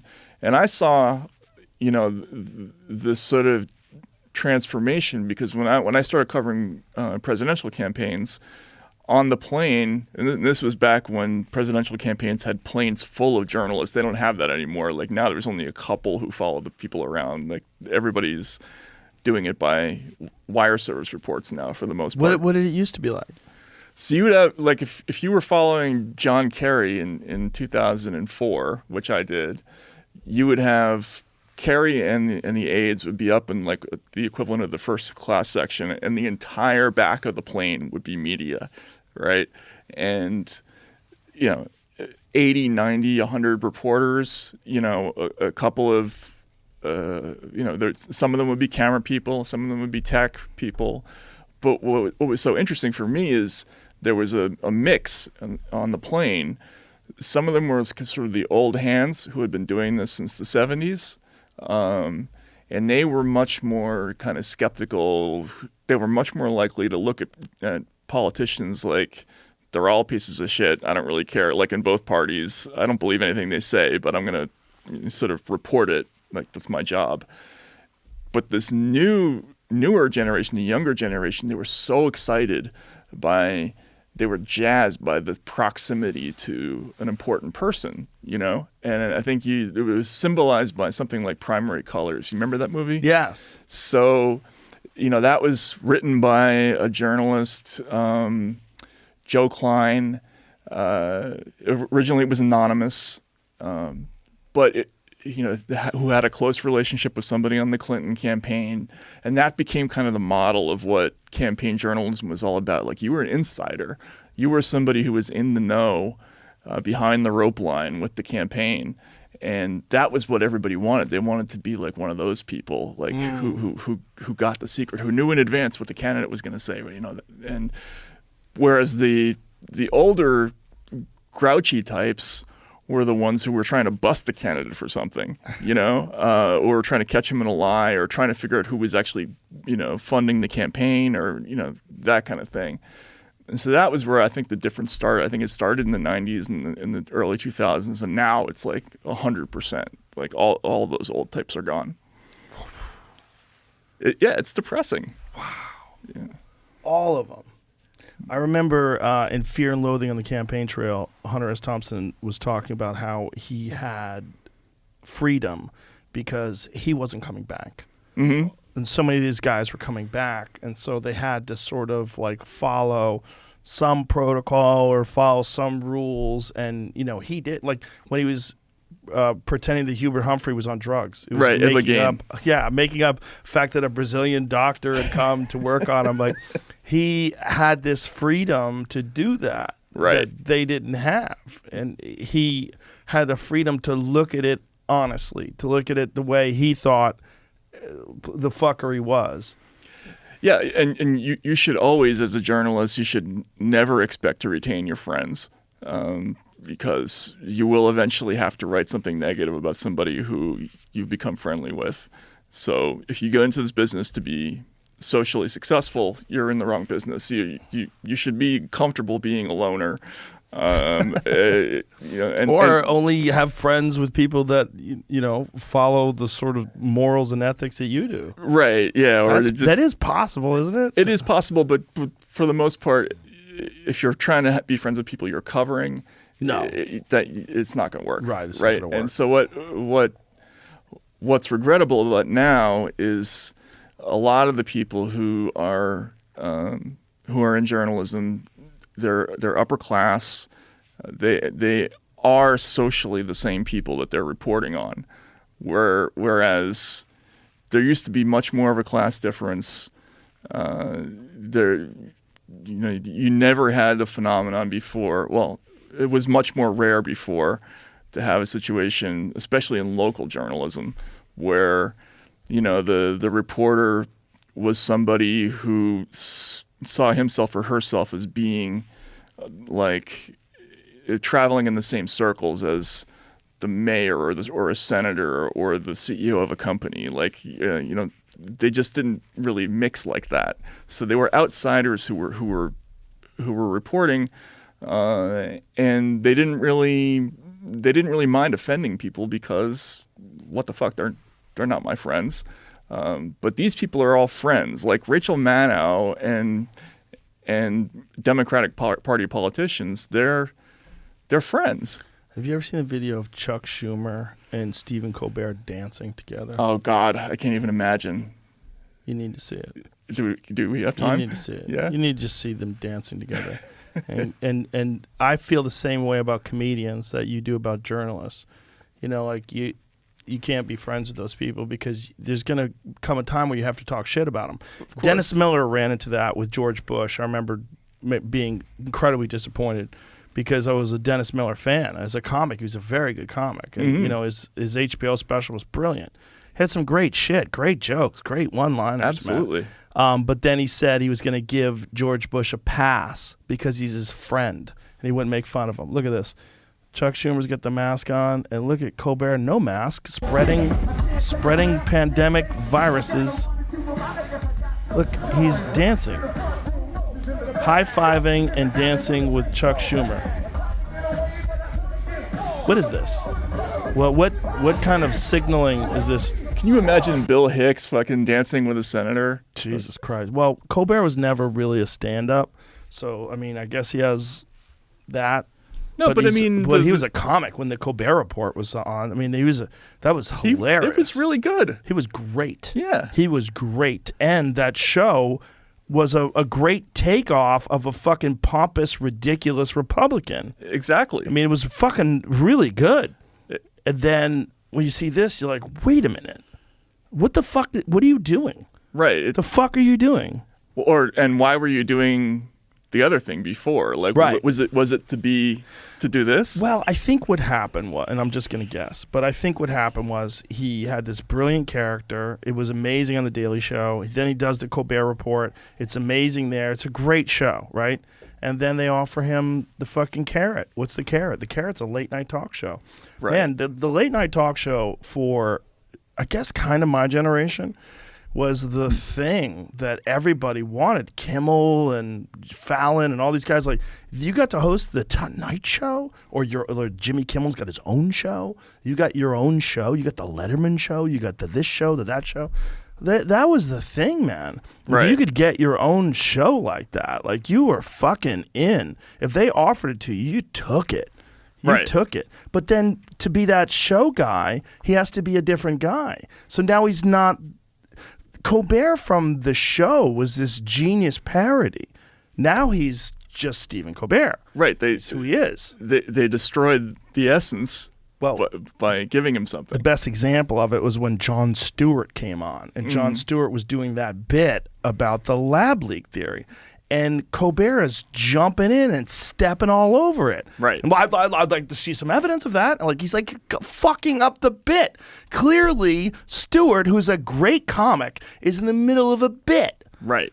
Yeah, exactly. And Colbert's trying to, he's like, you could see the panic in his eyes that this is not going along with the narrative. So he's like, he's hamstringing the bit. Right. Which is crazy to see. Yeah, because his whole body is like physically mortified by the idea that he's sending off the wrong signals now. He is the boss of this show, and this show is going to allow this wild, reckless talk about the lab leak. You know, it's a great story that's like sort of apropos to all this is in Seymour Hersh's book, it's his memoir, Reporter.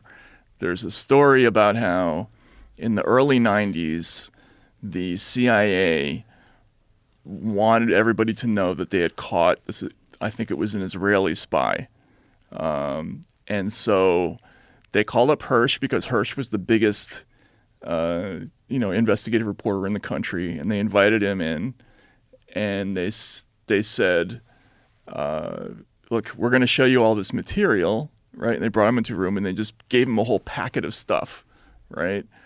But he couldn't, like, his entire body rebelled. He's like, I had spent my whole life getting the things. I could not be handed the things. You know what I mean? Because it's just not in his nature, right? Like to be spoon-fed, right? And like, I think that's true with comics, with any kind of journalist. Like once you start getting, handed things, then you've lost. You know what I mean? They have you at that point, and you got to get out of that habit. It's like, or you can't cross that line. You can't cross that line. Yeah. You can't. But if you want to be on a talk show, you have to cross that line. There's no other way you get on that show. You can't get on that show and have some real counterculture narrative that is not approved and sanctioned, and you spit it out there on NBC for the masses. When was the last talk show that had a counterculture? I mean, Letterman in the 80s, maybe a little Letterman. bit? Yeah, Letterman. Well, Letterman was rebellious. I don't know if he was counterculture, but he was certainly rebellious, and certainly the favorite of the people that weren't taking it all seriously. The people that wanted the tongue-in-cheek jabs at the celebrities, and whereas like Jay Leno was letting everybody on, and oh, you're hilarious. Oh, that's great. That's awesome. Right. There was no attacking. Letterman would, mock you, and you were he was in on the joke. I remember when, my father used to work for NBC, and when the the tech workers, NABIT, the union, when they went on strike, and NBC brought in a bunch of scabs to cross the picket line and do all their work for them. Letterman used to get them to screw up, basically. Like, in other words, the cameras would like go back and forth. So he was taking a dig at management, which was kind of cool. Like, I thought that was an interesting. Did he do thing. it on purpose and tell them to fuck up? Yeah, oh, exactly. That's hilarious. Right? That is funny. That is funny. Well, he was a very smart guy. Yeah. And a funny guy, like the funniest of all those. If you go back and look at like the guys who have hosted talk shows and were really funny at it, he's the best. Yeah. I think he's the best. I think he's the best talk show host of all time. I love that he was a weatherman before he did the talk show. I think he didn't get in trouble for predicting hailstones the size of canned hams. Did he? That sounds like a Letterman I hope thing that's to a true say. story. I don't know. Yeah. He's it's interesting because his Netflix thing wasn't the same. It seemed it just didn't feel the same. Well, I mean, apart from you and Chappelle, like, who's doing sort of, I don't know. I mean, like the comedy scene to me, I don't know. It just seems like sort of network television. There's nothing funny there On anymore. network television, but in the clubs, it's one of the best times ever. Is it really? Yeah, there's a lot of daring motherfuckers out there. Bill Burr, who's one of the best of all time. He's phenomenal, and he's killing it right now. He's fighting it. He's not giving into it at all. He's fighting it, and there's a lot of guys like that out there now. There's guys coming up like Tim Dillon, Andrew Schultz, Mark Norman, Shane Gillis. There's a lot of funny fucking young guys that are coming out that are dedicated to real stand-up. The way there's a lot of people out there that are dedicated to being journalists, and they're just trying to find their way through, and they really respect real journalism. They don't want to be a corporate hack. Right. They want to be a real journalist. There's a lot of comics like that. That's great. I mean, and they must be real. The stupider and more restrictive this environment gets, the better the audience response must be. Right? Yes. Oh, it's phenomenal. It's really incredible. It's incredible to see because, I work with all these guys. We do clubs together and we do shows together, and to see the response to this, risky material that all Dave stuff, the stuff that got him canceled, air quotes, my God, was he murdering? I mean, murdering. We did a series of shows together, and he's one of the greatest of all time. Yeah. And also being attacked but comedy can't be safe. It's not possible. Right. It can be safe with some jokes, but like in its entirety, it's not going to be safe. And the comics that are like real recognize that, and they also recognize that we got to stay together. We got to stay together, and we got to help each other. Because the more we support each other, the more we get through this, the more the audience realizes, like, oh, this is what they do. This is not like they're not in court giving affidavits on their viewpoint. They're trying to say funny things. Right. And in doing so, you're going to cover very controversial topics. You're going to say things that are outrageous to say. But that's the point. And occasionally you're going to say something that is a miss, right? Yes. Oh, yeah. All the time. All right. the time. That's the only way you find out if it hits. Right. Especially when you're working the clubs, the whole idea is like, I'll do a joke away, and as I'm doing it, I'm like, I got to get out of this. Like, this is not the right way to do this. I'm doing it the wrong way. I'm saying it a way, I'm taking a chance, and I'm going down a dark alleyway, and I hit a dead end. Right. I got to figure out, I got to get out of this. And this is part of the process of creation, because you really only create comedy. You write in silence, alone, but you create it really with the audience's involvement. And you never really know how it's going to go over. You right? don't. Yeah. You don't know. You have ideas. You kind of get it. You know how to do it. Right. You know the process. You trust in the process. But you really don't fucking know until you're there. And if someone takes a little snippet of that and tries to take, particularly if they take a snippet of that and they put it in quotes, right? It's like that's not what it is. Like, you're pretending that this is a real opinion. This is comedy. You know, just like Bob Marley didn't really shoot the sheriff. Right. Yeah, this is not real. And if you take away the ability to screw it up, like it robs it of its essence, basically. Right? Well, we use Yonder bags now for a lot of shows, which helps that because everyone's phones are locked up. They don't. Oh, right. Because everyone just wants to film everything now, which is bad for the experience watching it. Just take it in. Just like you take in everything else in life. Like, we have to learn how to take things in and enjoy the moment. Mm-hmm. And so, I mean, I went to see the Stones recently, and I'm guilty of it too because I took a couple pictures and some video, but I'm like, God, I need to just take this in. How many times am I going to get to see Mick Jagger and Keith Richards alive on stage jamming and have it be really good? Keith Richards hasn't looked alive since like 1972. But anyway. He's moving, though. Yeah, no, He's animated. No, that's great. So listen, man, we learned a lot today. We learned that thank those you. Patriot fucks might be real. I think we learned that. There's a lot. Are they? I don't know, man. I think there's some involvement. I'm suspicious. I'm Yeah. suspicious of their outfits, but we learned they might be real. We learned that your voice sounds like Elizabeth Holmes a little bit. That is amazing. I can't wait to tell my wife. You know, that. it's really when you have the microphone in the wrong place. Like, Oh, you have okay. Your microphone here, like Yeah. you bring it to your neck. Yeah. And Do you I start sound more talking liquor like, now? Yes, you sound more like now. It was more like when the microphone was. These mics are weird. Like, they have to be like right in front of your face. And if they're here, they give you like sort of a subtlety to the way you're talking, and then you sound like Elizabeth Holmes. So I sound like a female corporate con artist. No, you only sound like that one because you can't. It's like, you know, like you can't say that any man sounds like Sam Kinison other than Sam Kinison. You can't say that any female sounds like Elizabeth. She doesn't even sound like her. You know, that's how she. You know, that's part of the reason why she got busted was that friends from college like, what the fuck is that girl talking like that for? Oh my God! So it's like the Unabomber thing. Yeah. Like somebody who knew her. Exactly. Right. People who knew her from college were like, what is going on with her voice? What is this? What is this thing you're doing?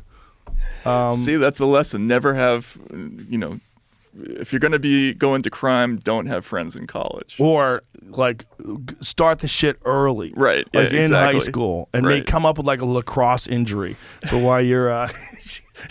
She got hit with a high-speed ball to the neck, and that's what damaged her vocal cords.